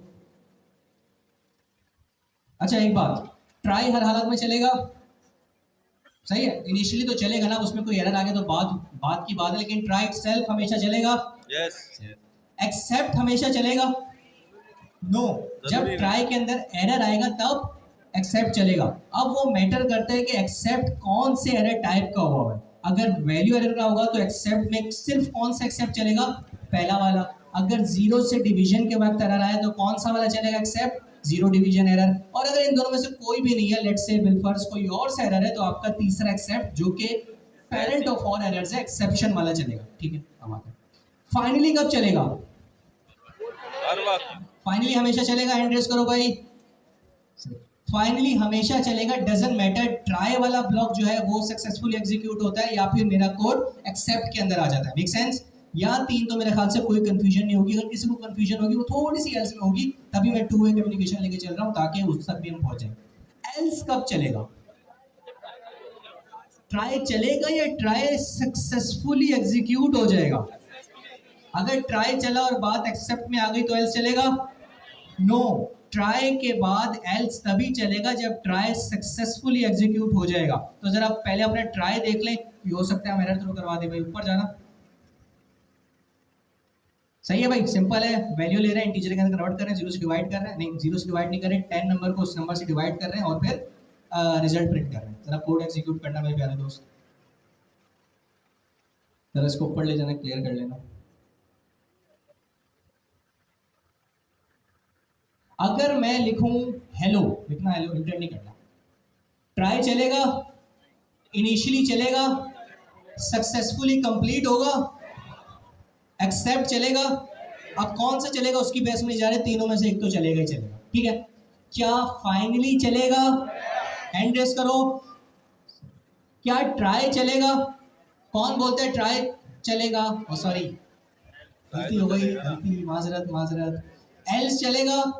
कौन बोलता है चलेगा? ठीक, तो हमारे हिसाब से ट्राई चलेगा, सक्सेसफुल एग्जीक्यूट नहीं हो पाएगा, और क्या चल जाएगा? एक्सेप्ट चल जाएगा। तीनों में से एक भी चीज चल जाएगा, मसला नहीं। चलो चलो, जबरदस्त, हमारा क्या चल गया भाई? एक्सेप्ट चल गया। और एक्सेप्ट के बाद ये जो नीचे वाली लाइन है, सबसे नीचे वाली है, ठीक है, जो हमने इस ट्राई किया चैलेंज में से सबसे नीचे दिखा भी दो भाई, परेशान ना हो जाए मेरे दोस्त। ये आपका फाइनली चला, सही है, और फाइनली के बाद सबसे नीचे वाली लाइन आपके पास चल गई, जो कि है this is the end of the program. Expected है, सही है। अब थोड़ा सा चेंज करते हैं, दोबारा क्लियर करना कंसोल।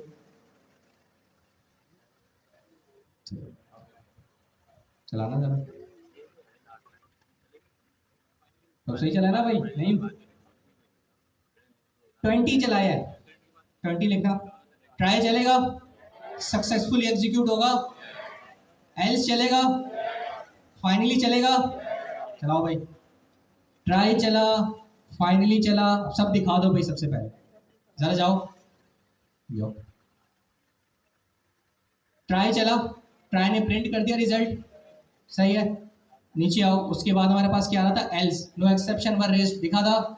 उसके बाद फाइनली लिखा था, this block always be executed. और फाइनली सबसे नीचे तो हमने ये लिखा हुआ है, तो इसका कुछ लेना देना नहीं है, ये तो हमेशा सबसे नीचे वाला प्रोग्राम तो हमेशा चलेगा चलेगा। बस मेरे ख्याल से ये समझ आ गया, that's all there is to it. और चिल, अगर ट्राई सक्सेसफुली, अपने पूरी ना बात को कंप्लीट करें, ट्राई सक्सेसफुली चलेगा तो एल्स चलेगा चलेगा, और फाइनली तो भले ट्राई चले या फिर एक्सेप्ट चले, फाइनली चलना चाहिए, ठीक। तो आसान लफ्जों में जहन में एक दोस्ताना बिठा लें, किसका? ट्राई और एल्स का, कि भाई ये दोनों तो साथ साथ चले। और फाइनली को बोले कि वो थोड़ा अलग दिमाग का आदमी है, वो बोलेगा कभी मुझे फ़र्क नहीं पड़ता, ट्राई चले एक्सेप्ट चले, मैंने चलना चाहिए। और ट्राई एक अपना ऑन इट्स ओन है कि उसका block of code execute successfully हुआ तो पूरा एग्जीक्यूट होगा, वरना फिर एक्सेप्ट में बात आ जाएगी। आई गेस दैट्स इट, ठीक है। आई गेस बेहतरीन हो गया। और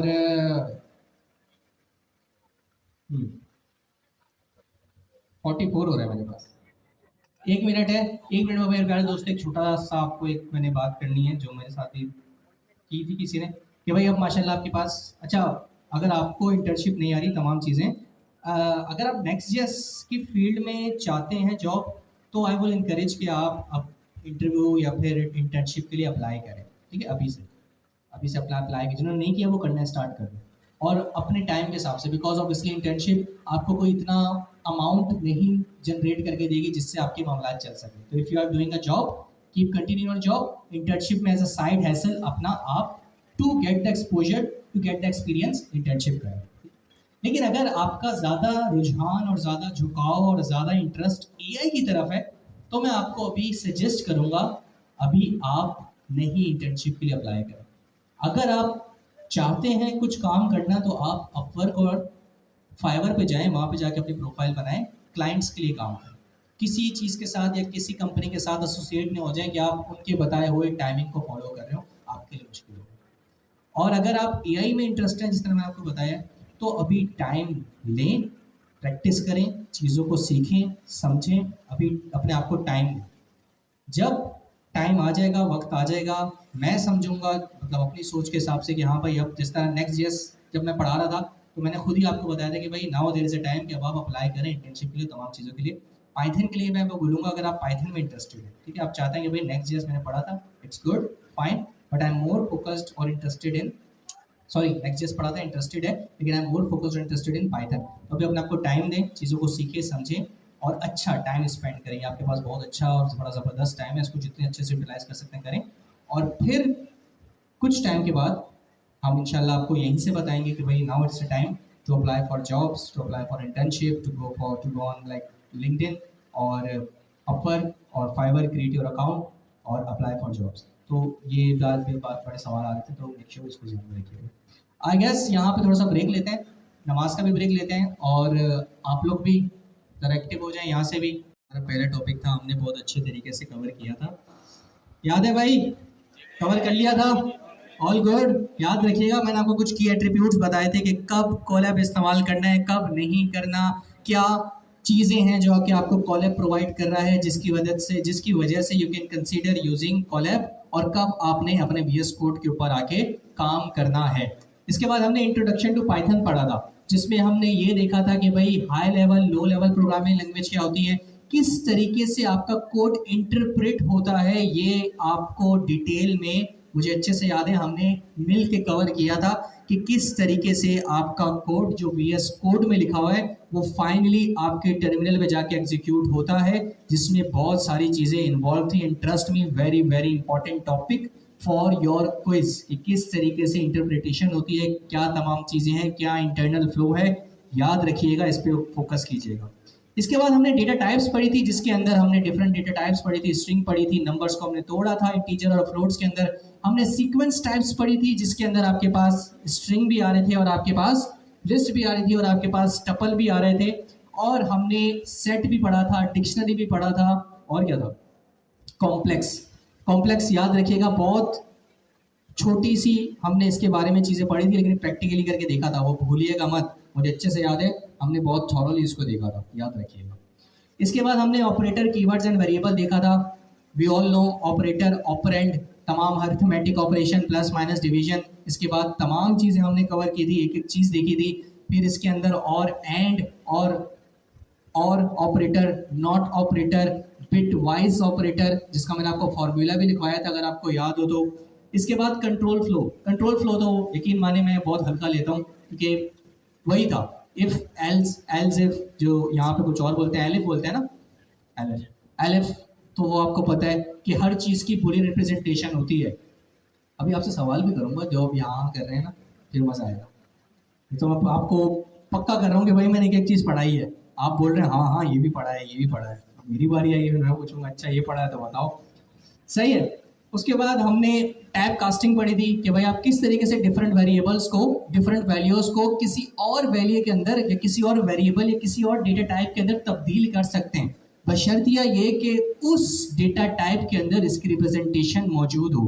अभी अभी देखा है हेलो की इंटीजर के अंदर कोई रिप्रेजेंटेशन मौजूद नहीं है, so it will throw an error. लेकिन हाँ, स्ट्रिंग का नंबर 1 2 3 100 15 इसकी इंटीजर की पूरी रिप्रेजेंटेशन है, तो आप कास्ट कर सकते हैं। स्ट्रिंग के अंदर 1.48 लिखा हुआ है, तो आपको इसको फ्लोट के अंदर कन्वर्ट कर सकते हैं। तो ऐसी चीज़ों की आप टाइप कास्टिंग कर सकते हैं।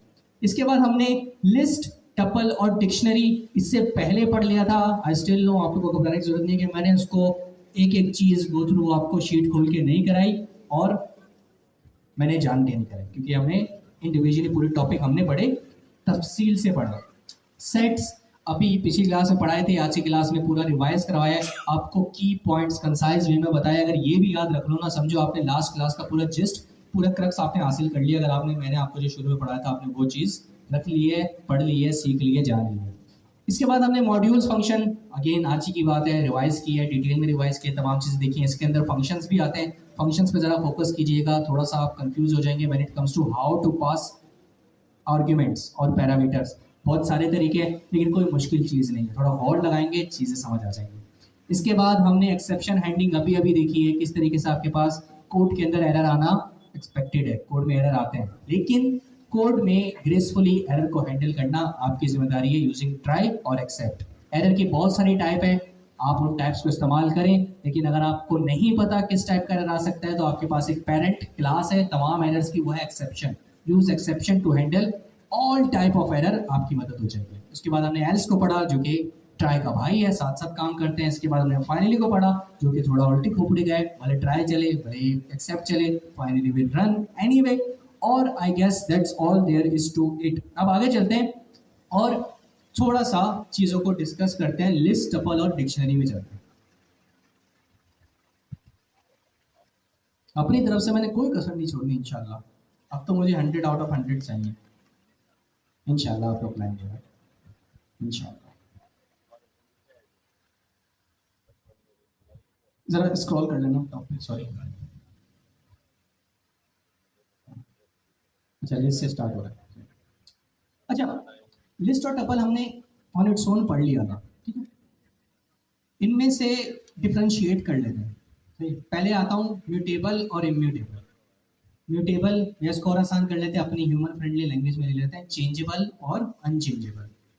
इनमें से लिस्ट और टपल में से चेंजेबल कौन सा है? चलो मैं आपसे पूछता हूँ, क्या टपल चेंजेबल है? नो। क्या लिस्ट चेंजेबल है? यस। क्या लिस्ट अनचेंजेबल है? नो। थोड़ा सवाल घूम गया।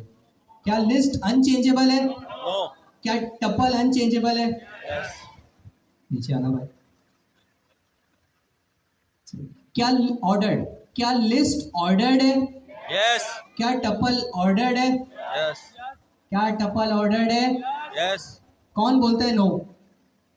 अच्छा, आवाज आ रही होती है, हाथ नहीं खड़े होते हैं। खलाई मखलूक तो नहीं बैठी हुई तंग कर रही है। कौन बोलता है टपल भी इंडेक्स्ड होता है? होता है भाई, Yes. होता है, ठीक है। टपल भी इंडेक्स्ड होता है, सही है। अब आगे चलते हैं। म्यूटेबल तो आपको यहाँ पे नीचे वाली लाइन में लिखा हुआ है म्यूटेबल है। इंडेक्स्ड और ऑर्डर्ड का टेक्निकली मतलब सेम ही होता है। If it's indexed technically it's ordered, ordered है तो इंडेक्स्ड है तो ऑर्डर्ड है, ठीक है। तो ये दोनों इंटरचेंजेबल। डायनेमिक साइज, क्या लिस्ट डायनेमिक साइज है? यस। थोड़ा और दूसरी अल्फाज में सुना दो। क्या लिस्ट ग्रो और श्रिंक हो सकती है? बस ये डायनेमिक साइज का मतलब ये है। क्या टपल ग्रो और श्रिंक हो सकता है? नो। नो। पहली बात ही हो गई भाई। ये ना बताने के और सवाल करने के घुमाने के तरीके होते हैं। ये जो बात है, अब मैं बोलूं ऑर्डर्ड और index technically they are related. अगर मैं आपसे बोलूं कि भाई डायनेमिक साइज या म्यूटेबल, दे आर टेक्निकली, अगर एक का जो आंसर होगा डायनेमिक साइज का भी वही आंसर होगा। If it's mutable it's dynamic size, if it's not mutable it's not dynamic size. Make sense? इंशाअल्लाह आगे चलते हैं, चीजों को देखेंगे। और ये थोड़ा सा मुश्किल अल्फाज है, इसको स्किप कर लें। ऊपर चलना, ये तो मैंने भी अभी देखा। हाय नहीं, ऊपर हेट्रोजीनियस, इसका मैं भी मतलब पढ़ता हूँ, आप भी पढ़ें। List can contain elements of different, चलो पता चल गया भाई, सबको पता है हेट्रोजीनियस क्या होता है, सही है। हेट्रोजीनियस का मकसद होता है list can contain different type of data. List में आप डिफरेंट डेटा टाइप्स की वैल्यू पुट कर सकते हैं। Yes. Same goes for tuple. Tuple में भी आप फर्स्ट आइटम डाल दें 1, फिर डाल दें स्ट्रिंग, फिर डाल दें कुछ और डेटा टाइप, दोनों ही हेट्रोजीनियस हैं। और इसके बाद चलते हैं सपोर्ट डुप्लीकेट वैल्यूज। क्या लिस्ट के अंदर आप एक वैल्यू को एक से ज्यादा बार पुट कर सकते हैं? यस। परफेक्ट। क्या आप टपल के अंदर कर सकते हैं? कौन बोलते हैं no? It yes, big yes. List और टपल के अंदर ऐसा कोई रिस्ट्रिक्शन नहीं है कि आप डुप्लीकेट वैल्यू नहीं डाल सकते। कौन सी डेटा टाइप है जो कि यूनिक वैल्यू ही लेती है, डुप्लीकेट वैल्यू लेती? सेट, ठीक है। सेट वो है, वो इनका इससे कुछ लेना देना नहीं है। नीचे आ जाओ भाई। ये तो लिस्ट बनाना सिखाया हुआ है, कोई ऐसा मसला नहीं। एक्सेसिंग अ लिस्ट किसकी मदद से भाई? इंडेक्स की मदद से, obviously, because it's ordered, there is an index. So when it comes to accessing the value of an element you have to pass index in square brackets। जब भी first index चाहिए, फर्स्ट इंडेक्स, सेकंड इंडेक्स, जो भी चाहिए, सही। और ये negative पीछे से स्टार्ट करता है, ठीक है, एंड से स्टार्ट करते हैं, फिर आप देख ले आप कितने माइनस कर रहे हैं। ये वही जावास्क्रिप्ट वाले, ये आप देख चुके हैं। Modify list, obviously because it's mutable you can modify the value of your index values, ठीक है। फॉर एग्जांपल यहाँ पे मैं 3 लिख दें या -3 लिख दें या 0 लिख दें, उनकी वैल्यू कुछ भी थी, बाद में आप उस इंडेक्स को एक्सेस करते हुए उसकी वैल्यू को तब्दील कर सकते हैं, मैनिपुलेट कर सकते हैं, अपडेट कर सकते हैं, चेंज कर सकते हैं। एक ही बात करेंगे, डिफरेंट तरीके।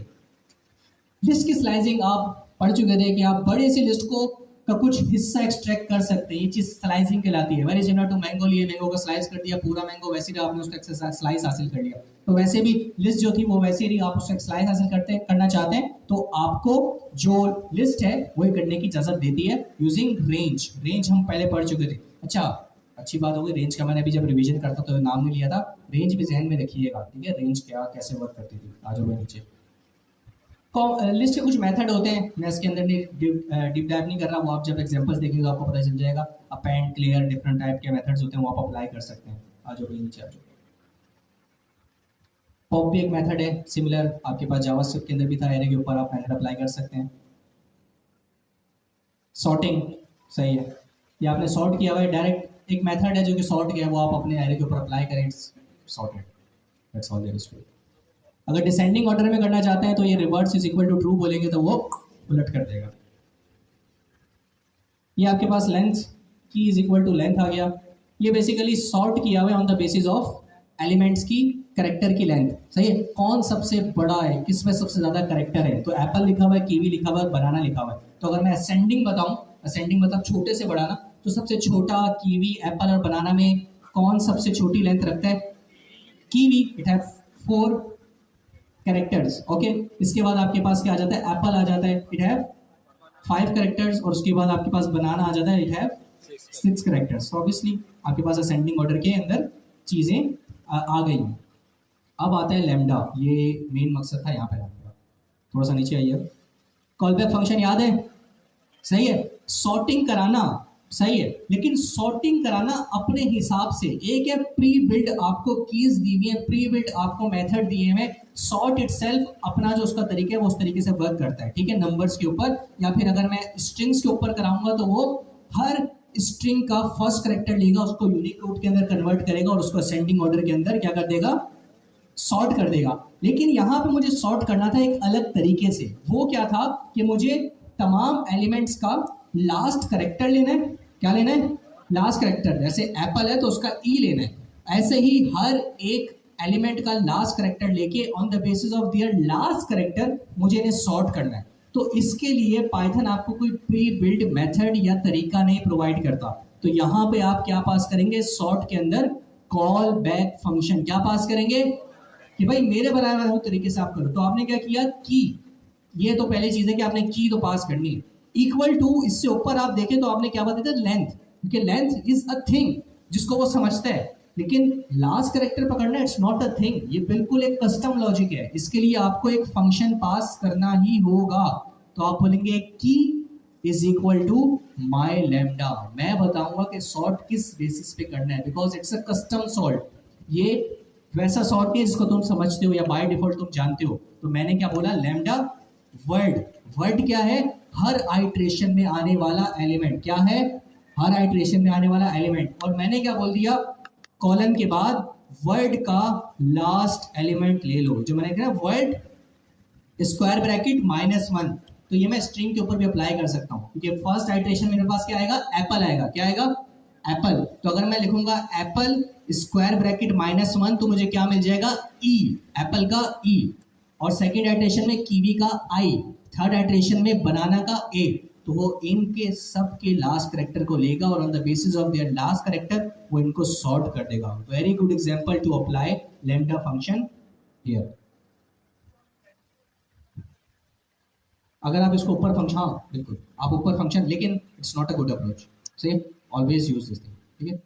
भले आप इस लैम्डा को एक वेरिएबल के अंदर स्टोर करके वो नीचे यूज कर सकते हैं, ठीक। तो ये आपके पास लैम्डा का एक रियल केस सिनेरियो आ गया। ऊपर जाना, ऊपर वाला एग्जांपल दिखाना। यहाँ पर भी देखें key is equal to length.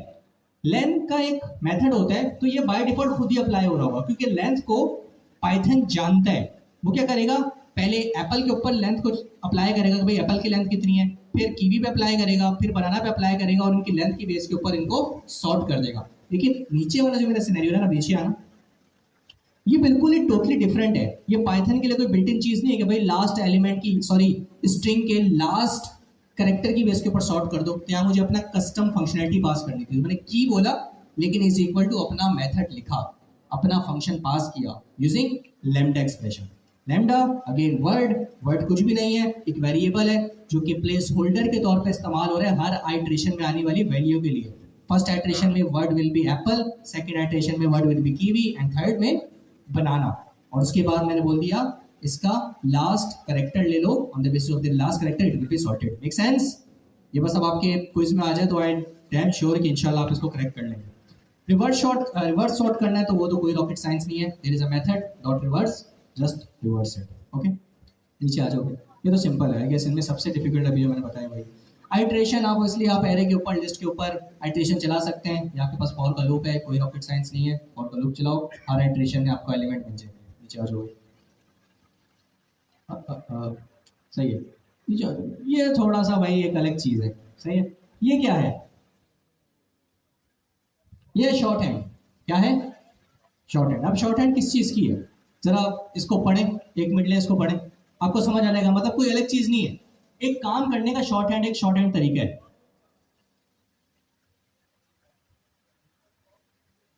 सब चीजें बताई हुई है। सबसे पहले एक्सप्रेशन है, उसके बाद फॉर है, उसके बाद एलिमेंट है, उसके बाद आइट्रेबल है, उसके बाद इफ की कंडीशन है।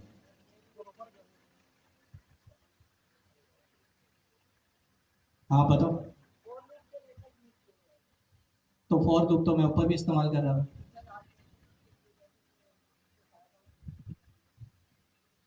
ठीक है, ये बेसिकली आपके पास वन लाइनर सॉल्यूशन है, वन लाइनर सॉल्यूशन है। जरा नीचे आ जाना, इनको बताना। देखो भाई, दोनों को साथ रख सकते हो ऐसे, हाँ बेहतरीन। New list is equal to एक एरे बना हुआ है, एक लिस्ट बनी हुई है, सही है। और इसके अंदर आप देख रहे हैं बहुत सारी, ये हटा देना, ये अपना, can you remove this? No, remove the,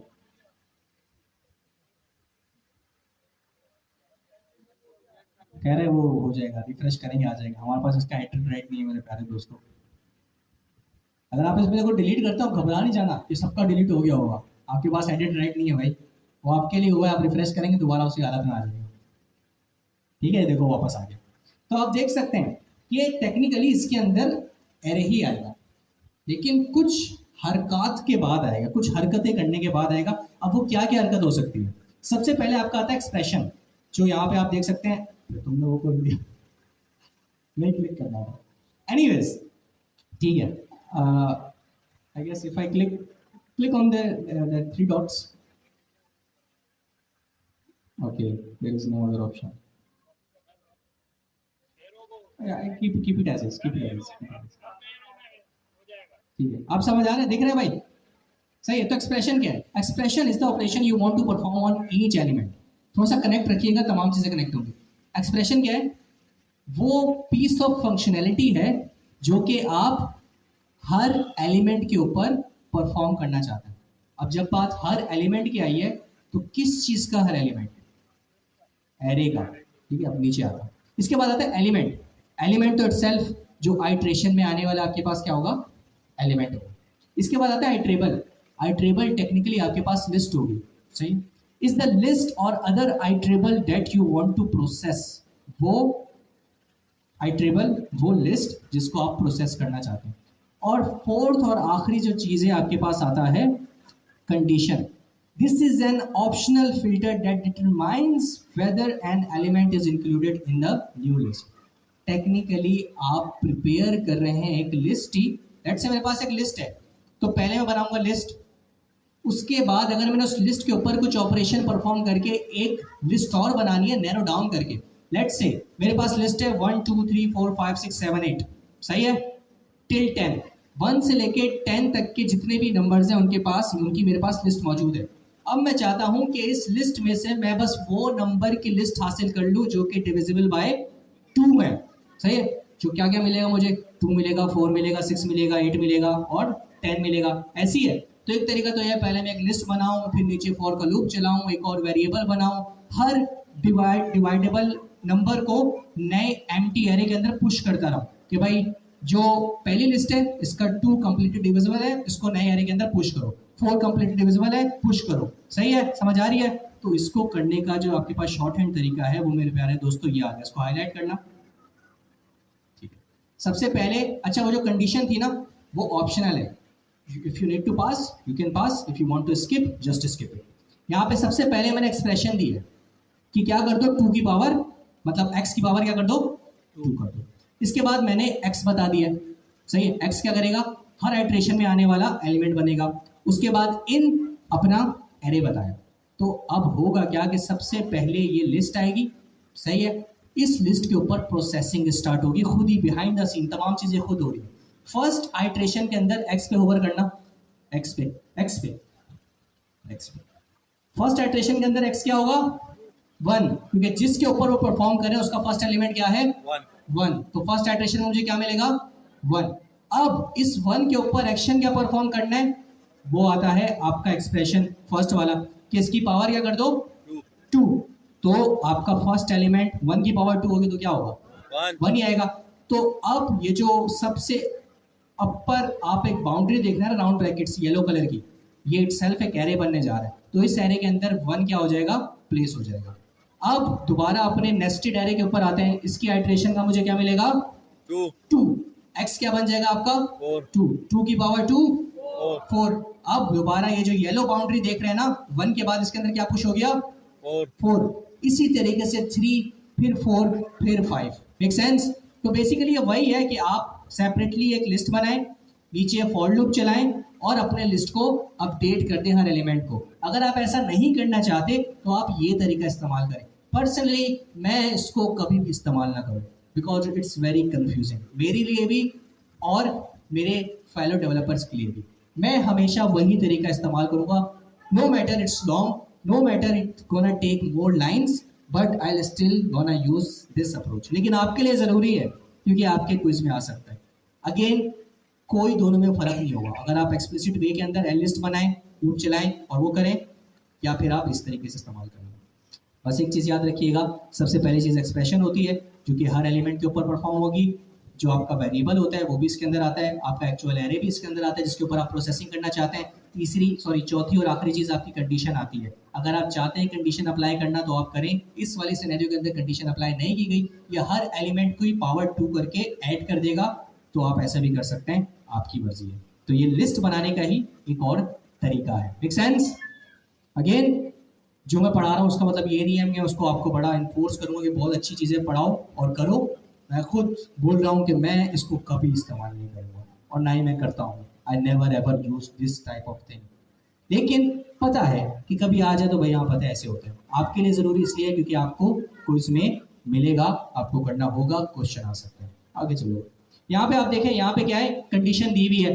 तो वो हर आइट्रेशन में क्या पहले चेक करेगा कि इस आइट्रेशन में जो x बना है क्या वो ग्रेटर देन 3 है, सही है। तो फर्स्ट आइट्रेशन में 1 के लिए चलेगा, 2 के लिए चलेगा, तो मेरी जो नया लिस्ट बनेगा उसके अंदर 1 और 2 तो कदम नहीं होंगे। क्या 3 3 से बड़ा है, तो 3 के लिए भी नहीं चलेगा। तो फाइनली मेरे पास क्या आएंगे, एक मिनट, इट्स ग्रेटर देन और लेस देन, ग्रेटर देन। तो फिर ये आउटपुट इन्होंने गलत दिए, वजह गलत नहीं ना। यहाँ पे देखो आउटपुट सर सही है, अगेन क्लैपिंग भाई अपने लिए। दिस इज वेयर कि आप वाकई चीजों को समझने लग जाते हैं, ठीक है। यहाँ पे देखा हमने पकड़ लिया कि इन्होंने आउटपुट गलत दिया हुआ है, सही है। आउटपुट जब चलाएंगे तो फिर आप नीचे देख सकते हैं, नीचे सही आउटपुट आ रहा है आपके पास 16। वैसे ये भी गलत आ रहा है, अच्छा नहीं सही आ रहा है, वो तो पावर की है ना उन्होंने पावर। तो जब आपके पास 4 आया तो 4 की पावर 2 16, और व्हेन इट कम टू 5 तो 5 5 25। सो अगेन हमने आई गेस थर्ड मिस्टेक इसके अंदर निकाल लिया है। तो ये तभी आती है जब आप चीज़ों को समझते हैं। And I am proud of you guys, माशाल्लाह। ठीक है, आई गेस आगे चलते हैं। टपल्स है भाई, टपल्स को आई गेस आपने लिस्ट को समझ लिया तो आपने टपल्स को भी समझ ही लिए। बस डिफरेंस याद रखना है।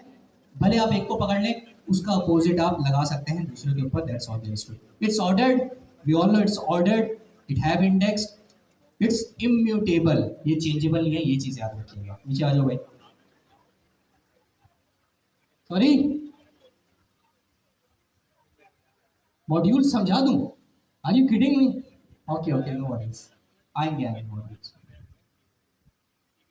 सही है, tuple versus list. I guess इसकी क्योंकि डिबेट पे जाने की जरूरत नहीं है, हमने पहली स्टार्ट यहाँ से ये tuple versus list, just leave it. Tuple ही चल रहा है, आई गेस ये भी टपल ही। टाइप हिंटिंग भाई, टाइप हिंटिंग याद रखिएगा आपको, इसके लिए वो भी बड़ा इंपॉर्टेंट टॉपिक है। Type hinting you all know कि पाइथन का उससे कुछ फायदा नहीं है। लेकिन आपका बड़ा फायदा है उससे। आगे आ जाए। हाँ, टाइप प्रिंटिंग के बारे में लिखा हुआ है। डिक्शनरी, डिक्शनरी पे आते हैं। अगेन की वैल्यू पेयर है, आप की देंगे और उसके अगेंस्ट आप वैल्यू देंगे। ठीक है, थोड़ा सा नीचे आना, एक बनाने का तरीका दिखाना।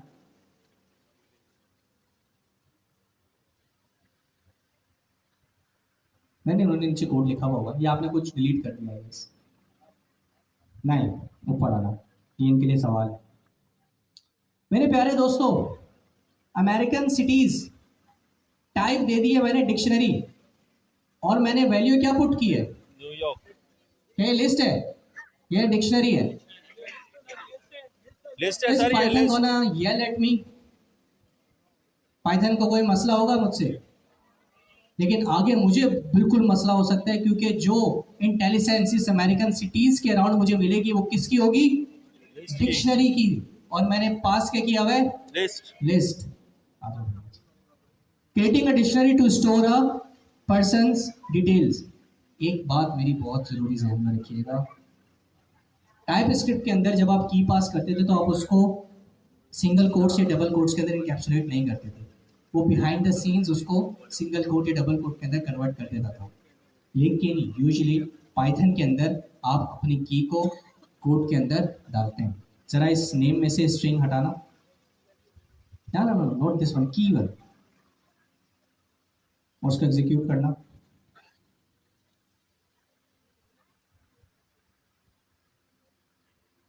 एलोकेटिंग हो रहा है, रन टाइम थोड़ा टाइम लगेगा। Just keep- कौन बोलता है चल जाएगा? कौन बोलता है एरर आएगा?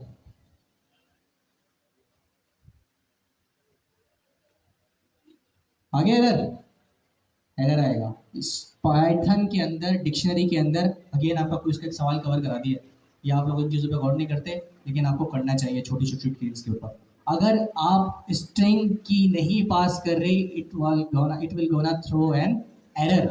आपकी तमाम, या आसान लफ्जों में अगर मैं आपको बिल्कुल सिंगल लाइन बात बता दूं कि डिक्शनरी के अंदर हर की का स्ट्रिंग होना लाजमी है, हर की का स्ट्रिंग होना लाजमी है। आप उस स्ट्रिंग के अंदर आप 1 डाल दें, 2 डाल दें, कोई स्पेशल करेक्टर डालने डजंट मैटर, लेकिन उसका स्ट्रिंग होना लाजमी है। अगर आप स्ट्रिंग नहीं डालेंगे एरर मिलेगा। Make sense?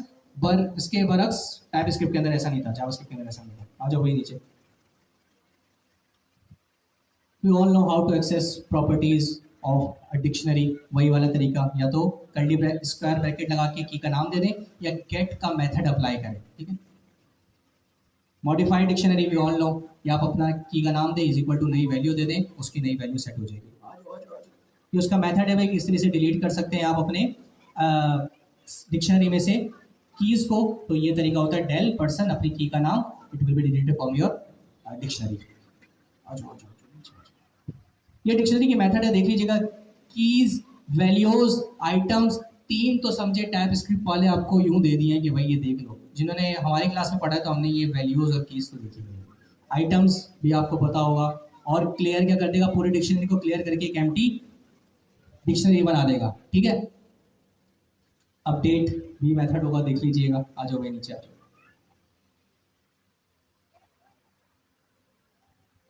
ऊपर कर दो। हाँ, क्या डिक्शनरी के अंदर डुप्लीकेट कीज अलाउ है?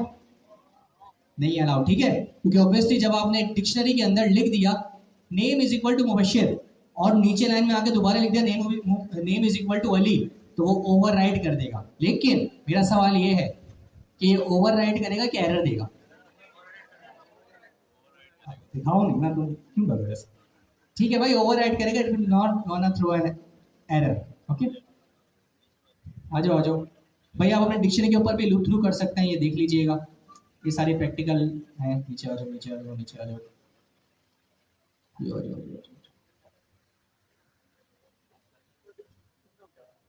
वहाँ पे जाके स्क्रॉल करना है, थोड़ा सा ऊपर देखो क्या कुछ मिस हुआ है। कॉमन पिट, नो नो नो, पिटफॉल आपके लिए है, आप इसको पढ़ें पिटफॉल क्यों है और क्या है। अगर एग्जांपल से खाली तो I guess we have covered. Okay, I guess that's all there is to it. लेकिन अगेन मैंने एक एक चीज़, एक एक वर्ड, एक एक सेंटेंस नहीं कवर किया, लेकिन आपकी जिम्मेदारी है, क्योंकि आप अभी पढ़ रहे हैं। जब हमने पढ़ा था हमें भी बुक मिली थी, आपको तो माशाल्लाह काफ़ी आसानी कर दी गई है, लेकिन हमें पूरी बुक मिली थी कि भाई ये पढ़ के आना, इस चैप्टर तक मिलेगा। और पूरी बुक पागलों की तरह पढ़ रहे हैं, पहली से लेके आखिरी लाइन तक कि क्या लिखा हुआ है, और फिर उसमें से क्विज आ गया। तो हाँ, नहीं मैं आपको बता रहे हैं भाई, ऐसे क्विज होंगे, ऐसे एमसीक्यूज होंगे, ये देख लें आप। अगर थोड़ा सा दिमाग लड़ाएं तो अभी हमने एक शॉर्ट हैंड पढ़ा था क्या बनाने का। अभी जो मैंने बताया था शॉर्ट हैंड बड़ा डिटेल में कि भाई एक्सप्रेशन है, कंडीशन है या इटरेशन है, वो किस चीज का शॉर्ट हैंड था? लिस्ट बनाने का। ये मेरे प्यारे दोस्तों शॉर्ट हैंड नोटेशन है क्या बनाने का? अभी क्या पढ़ रहे हैं?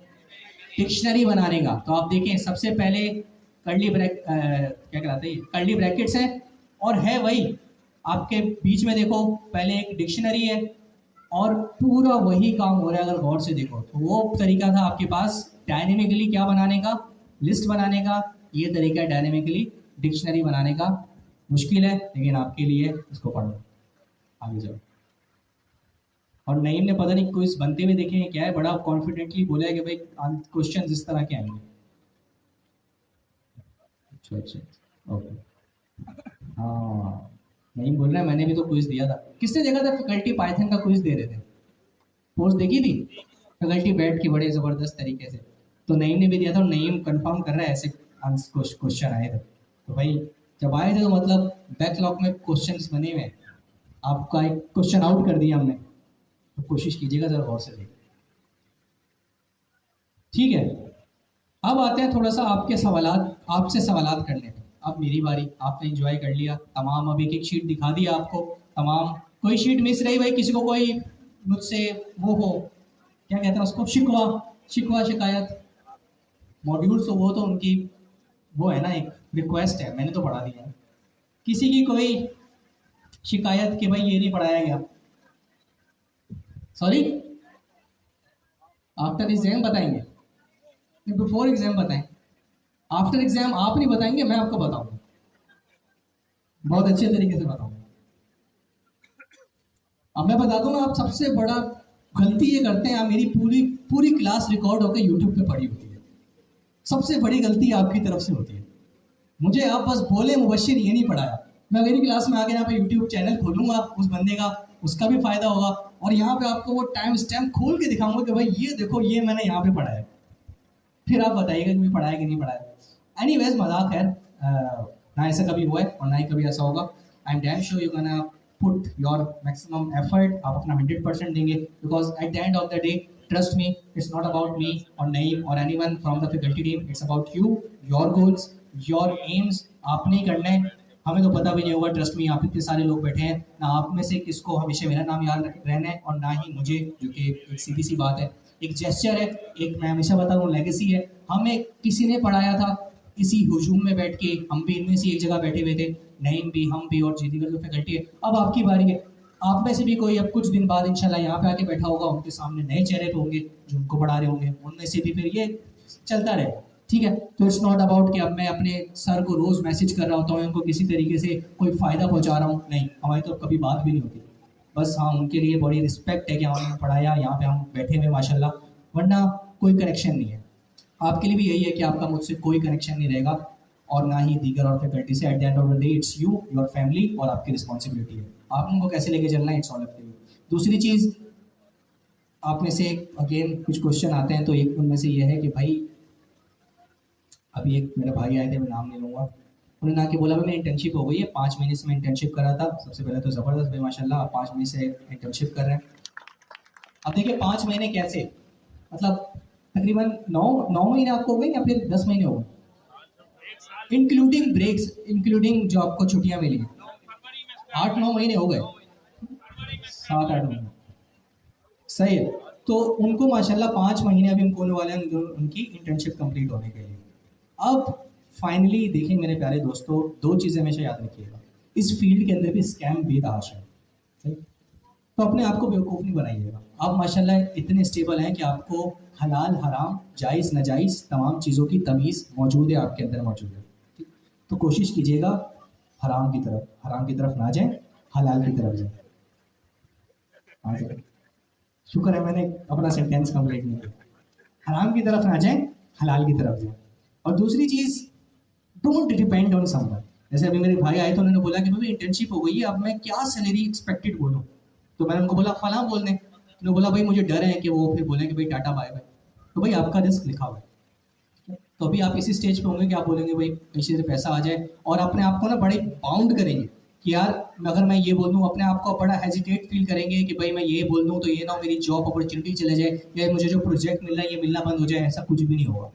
जो आपको अपनी वैल्यू लगती है, अपनी वर्थ लगती है, भले मैं बोलता हूँ पाकिस्तान का वो 1 लाख बोल दें आप, क्योंकि पाकिस्तानी को पाकिस्तान का 1 लाख बोलना इट्स वेरी सिमिलर टू कि आप किसी अमेरिकन को बोल रहे हैं मुझे $10,000 चाहिए। पाकिस्तानी से पैसे निकालना बेतहाशा मुश्किल है। सही है। तो घबराए नहीं, जो भी आपको अपनी वर्थ लगती है वो बोले। और दूसरा, हलाल जराए पे जाएं। एक मुझे बड़ी अच्छी एक वाक़या याद आया है, रिसेंटली मैं पढ़ा था कि हज़रत अली एक आई गेस कूफे की मस्जिद जा रहे थे। सही। हज़रत अली जो थे कूफे की मस्जिद जा रहे थे, तो मस्जिद के बाहर ना घोड़े पे थे वो। तो उन्होंने अपना घोड़ा जो था उसको मस्जिद के बाहर खड़ा किया। So there is no one to take care of his horse. Okay. So एक बंदा खड़ा हुआ था, उन्होंने उसको बोला कि यार तुम मेरे घोड़े की ज़रा ख्याल रखना, मैं नमाज़ पढ़ के आ रहा हूँ। तो जो हज़रत अली थे वो नमाज़ पढ़ने चले गए। तो वो बंदा जो था उसने बाहर घोड़े के पास वो था। जब हज़रत अली वापस आए तो घोड़ा तो मौजूद था, लेकिन घोड़े के ऊपर जो सीट होती है ना, इसके ऊपर बैठते हैं, वो मौजूद नहीं थी, और वो बंदा भी मौजूद नहीं था। तो इट मीन्स कि वो बंदा, घोड़ा तो उसने उसका ख्याल तो रखा, लेकिन घोड़े के जो दीगर और उसके ऊपर सामान था, जो उसकी सीट थी घोड़े के ऊपर जिस पे बंदा बैठता है, वो उसने जाके वो ले गया। तो फिर हज़रत अली ने घोड़ा लिया और वो करीबी बाजार गए। सही। करीबी बाजार गए तो जैसे ही वो बाजार के सामने उन्होंने एक शॉप देखी जहाँ पे उनकी सीट मौजूद थी। सही? तो उन्होंने उससे पूछा कि तुम्हें ये सीट कहाँ से मिली। तो उन्होंने, उस बंदे ने बताया जो दुकानदार था, कि अभी अभी आपके आने से कुछ देर पहले एक बंदा आया था जिसने मुझे ये सीट दे दी, और इसके एवज मैंने उसको 20 रियाल या 20 दरम दे दिए थे। ठीक है, दिनार, 20 दिनार दे दिए थे। तो हज़रत अली ने बोला चलो मैं 20 दिनार तुम्हें भी देता हूँ, ये मुझे दे दो। सही। अब जब हज़रत अली ने वो परचेज कर ली, वापस उन्हीं की चीज़ थी, तो उन्होंने बोला कि यार मेरे जहन में यही था कि अगर वो बंदा वाकई मेरे घोड़े का ध्यान रखता तो नमाज पढ़ के जब मैं वापस आया था तो मैंने उसको 20 दिनार देने थे। तो टेक्निकली उसका रिस्क लिखा हुआ था, उस बंदे का रिस्क लिखा हुआ था, उसको 20 दिनार मिलने ही मिलने थे। वो उसकी चॉइस थी कि उसने हलाल तरीके से कमाने थे कि हराम तरीके से कमाने थे। उसने चूज किया हराम तरीका, उसने चोरी की, जाके वो सीट बेच दी और उसके एवज 20 रियाल ले लिए। इसके बरक्स अगर वो वाकई उसका ख्याल रखता, हज़रत अली ने आके उसको 20 रियाल वैसे ही देने देने थे जो कि वो हलाल जराया था। तो टेक्निकली आपका जो रिस्क है वो, यकीन माने इस चीज़ पे माशाल्लाह आप लोग बहुत ही मेच्योर हैं, लेकिन फिर भी लिख लें, कहीं जहन में बिठा लें कि आपका जो रिस्क है वो आप तक मिलेगा ही मिलेगा। कोई ऐसा चांस ही नहीं है कि वो आप तक ना पहुंचे। इट्स ऑल योर चॉइस कि आप उसको हराम तरीके से जाके हासिल करना चाहते हैं या फिर हलाल तरीके से हासिल करना चाहते हैं। इस फील्ड के अंदर बहुत सारे स्कैम हैं, मैं ऑब्वियसली यहाँ पे बता नहीं सकता, लेकिन मैं खुद अभी रिसेंटली, मैंने पिछली क्लास के अंदर आई गेस आप लोगों को पता हो तो मैंने बताया था। सही है। When I was in Dubai, मुझे एक प्रोजेक्ट मिला था, और मैं फिर बताता हूँ, दे वर ऑफरिंग मी $2,000 कितने होते हैं? $2,000 कितने होते हैं? 5-6 लाख जितने भी होते हैं, फॉर 5 डेज। 5 दिन में वो मुझे बोल रहा था कि भाई आपको 5 लाख दे दूंगा। जो मैंने काम बैठ के एक रात में कर दिया था, क्योंकि मेरे लिए लिटरली सिंपल था, एक रात में बैठ के। लेकिन जब मैंने वो अचीव कर लिया तो मैंने उस प्रोजेक्ट का एक मॉड्यूल देखा जिसमें मैंने काम किया था, उसके साथ इंटरलिंक था। तो वहाँ पे मुझे कुछ ऐसी चीज़ें, ऐसे कंटेंट मिला जो कि मेरे हिसाब से सही नहीं था। ठीक है।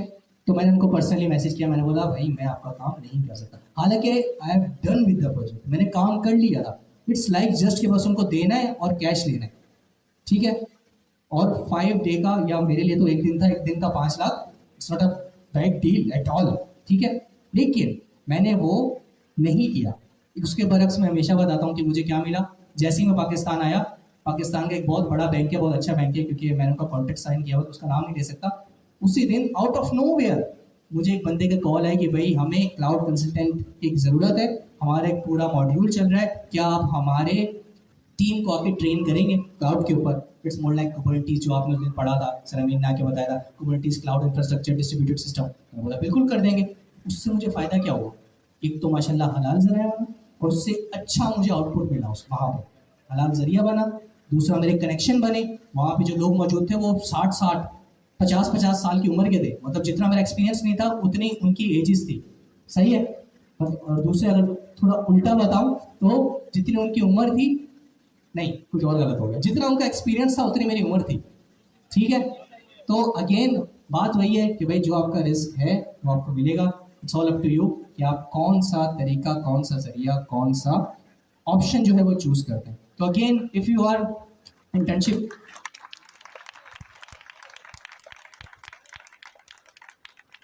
अगर आप इंटर्नशिप करने जा रहे हैं, कहीं जा रहे हैं, अपने आप को बाउंड ना करें, घबराएं नहीं, फील फ्री कि भाई मुझे मेरी वर्थ ये है, मुझे ये चाहिए। वो बड़े खुश होंगे भाई आप बोल दें कि मुझे 20,000 में रख लो, बोलेंगे ओ सही है, हमने एक बंदा रखना था 1 लाख में, ये 20,000 में एक आ गया, मैं 5 और रख लूंगा इसी रेंज के अंदर। लेकिन नहीं, आपने अपनी वर्थ जाननी है। मैं हमेशा बोलता हूँ जब मैं इंटरव्यू लेता हूँ ना, जो उनकी सैलरी एक्सपेक्टेशन होती है मैं सर पकड़ के बैठ जाता हूँ, भाई इसको क्या हो गया। 2019 के अंदर एक मास्टर बंदा जिसके पास 7 साल का एक्सपीरियंस था, मैंने उसका इंटरव्यू लिया, बाद में मेरे सामने ही बात हो रही थी कि भाई सैलरी एक्सपेक्टेशन क्या, उसने बोला कि मुझे 35,000 चाहिए। मैं सर पकड़ के बैठ गया कि ये कैसे 35 बोल सकता है, इसके पास 6 साल का एक्सपीरियंस है, इसके पास मास्टर्स की डिग्री है, कैसे, आई मीन कैसे 35,000। चले 35,000 अभी का आप कन्वर्ट कर लें कि भाई 2019 में जो 35,000 थे वो आज का आप बोलते हैं लेट से 1.5 लाख है। इतना नहीं होगा, 1 लाख बोलते हैं, 1.5 लाख बोल देता हूँ मैं। लेकिन फिर भी मेरे प्यारे दोस्तों 1.5 लाख एक बड़ी अमाउंट है, लेकिन एक 6 साल का एक्सपीरियंस का बंदा विद मास्टर्स डिग्री कैसे बोल सकता है।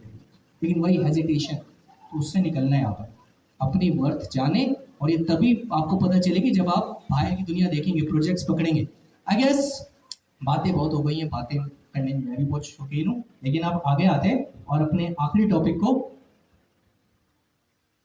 वो अपनी इंटरनल, सही है। और एक आखिरी चीज, आपका मॉड्यूल का सवाल था, किसका मॉड्यूल का सवाल था, घबराए नहीं। सही, मॉड्यूल में क्या समझ नहीं आया, मैं पिन पॉइंट समझ सकूँ ना, क्योंकि मेरे हिसाब से आई हैव डिलीवर्ड इट, लेकिन आपको क्या समझ नहीं आया, हो सकता है आप बाकियों को भी वही इशू फेस हुआ, उनको वो चीज समझ नहीं आई हो।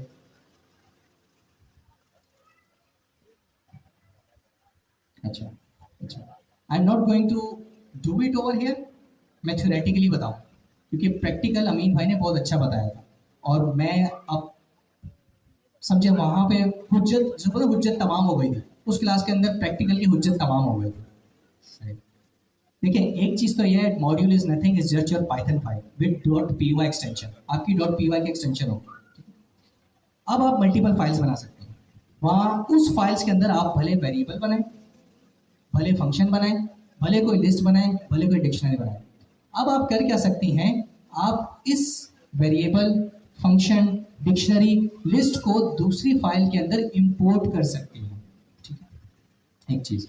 लेकिन at the end of the day भले आपके पास 100 फाइल्स हैं, कितनी, 100 फाइल्स हैं, चलनी एक ही है जो आपकी मेन फाइल होगी। ठीक है, तो आप इस तरीके से अपने सिस्टम को डिस्ट्रीब्यूट करें on the basis of modules, अपने डिफरेंट मॉड्यूल्स के अंदर डिफरेंट फीचर्स रखें, डिफरेंट फंक्शनलिटी रखें, डिफरेंट वेरिएबल्स रखें, और उनको फिर आपस में लिंक करते करते एट द एंड आप उसको कहाँ पे लाके रोकेंगी, मेन के अंदर उसको इंपोर्ट होना लाजमी है। एग्जीक्यूट करने के लिए उसको मेन में इंपोर्ट होना लाजमी है। फिर आप उसको मेन में लेके आएंगी, फिर आप अपनी वो मेन की फाइल ही चलाएंगी। आपकी जो इंपोर्ट एक्सपोर्ट है, जो रिलेशंस है, वो पाइथन खुद हैंडल कर लेगा। वो देखेगा कि भाई ये वाला फंक्शन उस फाइल से इंपोर्ट हुआ है, वो खुद ही ले आएगा, इस फाइल के अंदर लगा देगा और यूटिलाइज कर लेगा। आपके दिखने के लिए वो दूसरी फाइल के अंदर है, लेकिन जब आपने इंपोर्ट किया तो Python is smart enough to make a connection between these modules. Make sense? और that's all there is to it. I guess it will make more sense once you get your hands dirty on module concept. Okay, ये module आपको करने से ही आएगा theoretically. I guess that's all there is to it.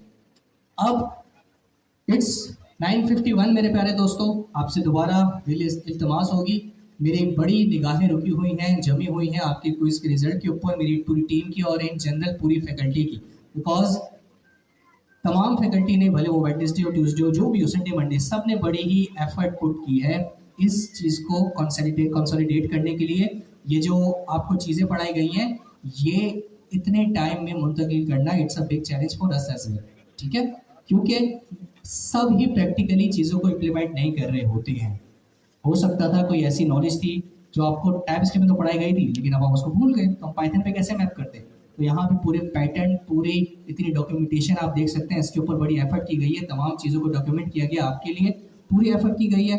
तो बस अब आपसे यही एक इल्तमास है कि आप भी अपने 100% दें, not for us, again for you, अपने करीब करीब लोगों को देखें जिनकी आपसे उम्मीदें वाबस्ता हैं, उनके लिए, एंड गिव योर 100%। इंशाल्लाह इसके बाद हम एक एडवांस टॉपिक पे जा रहे हैं, AI agent, which is very crucial. अगर आपको ये नहीं आएगा तो you won't be able to crack और अंडरस्टैंड दोस कॉन्सेप्ट्स।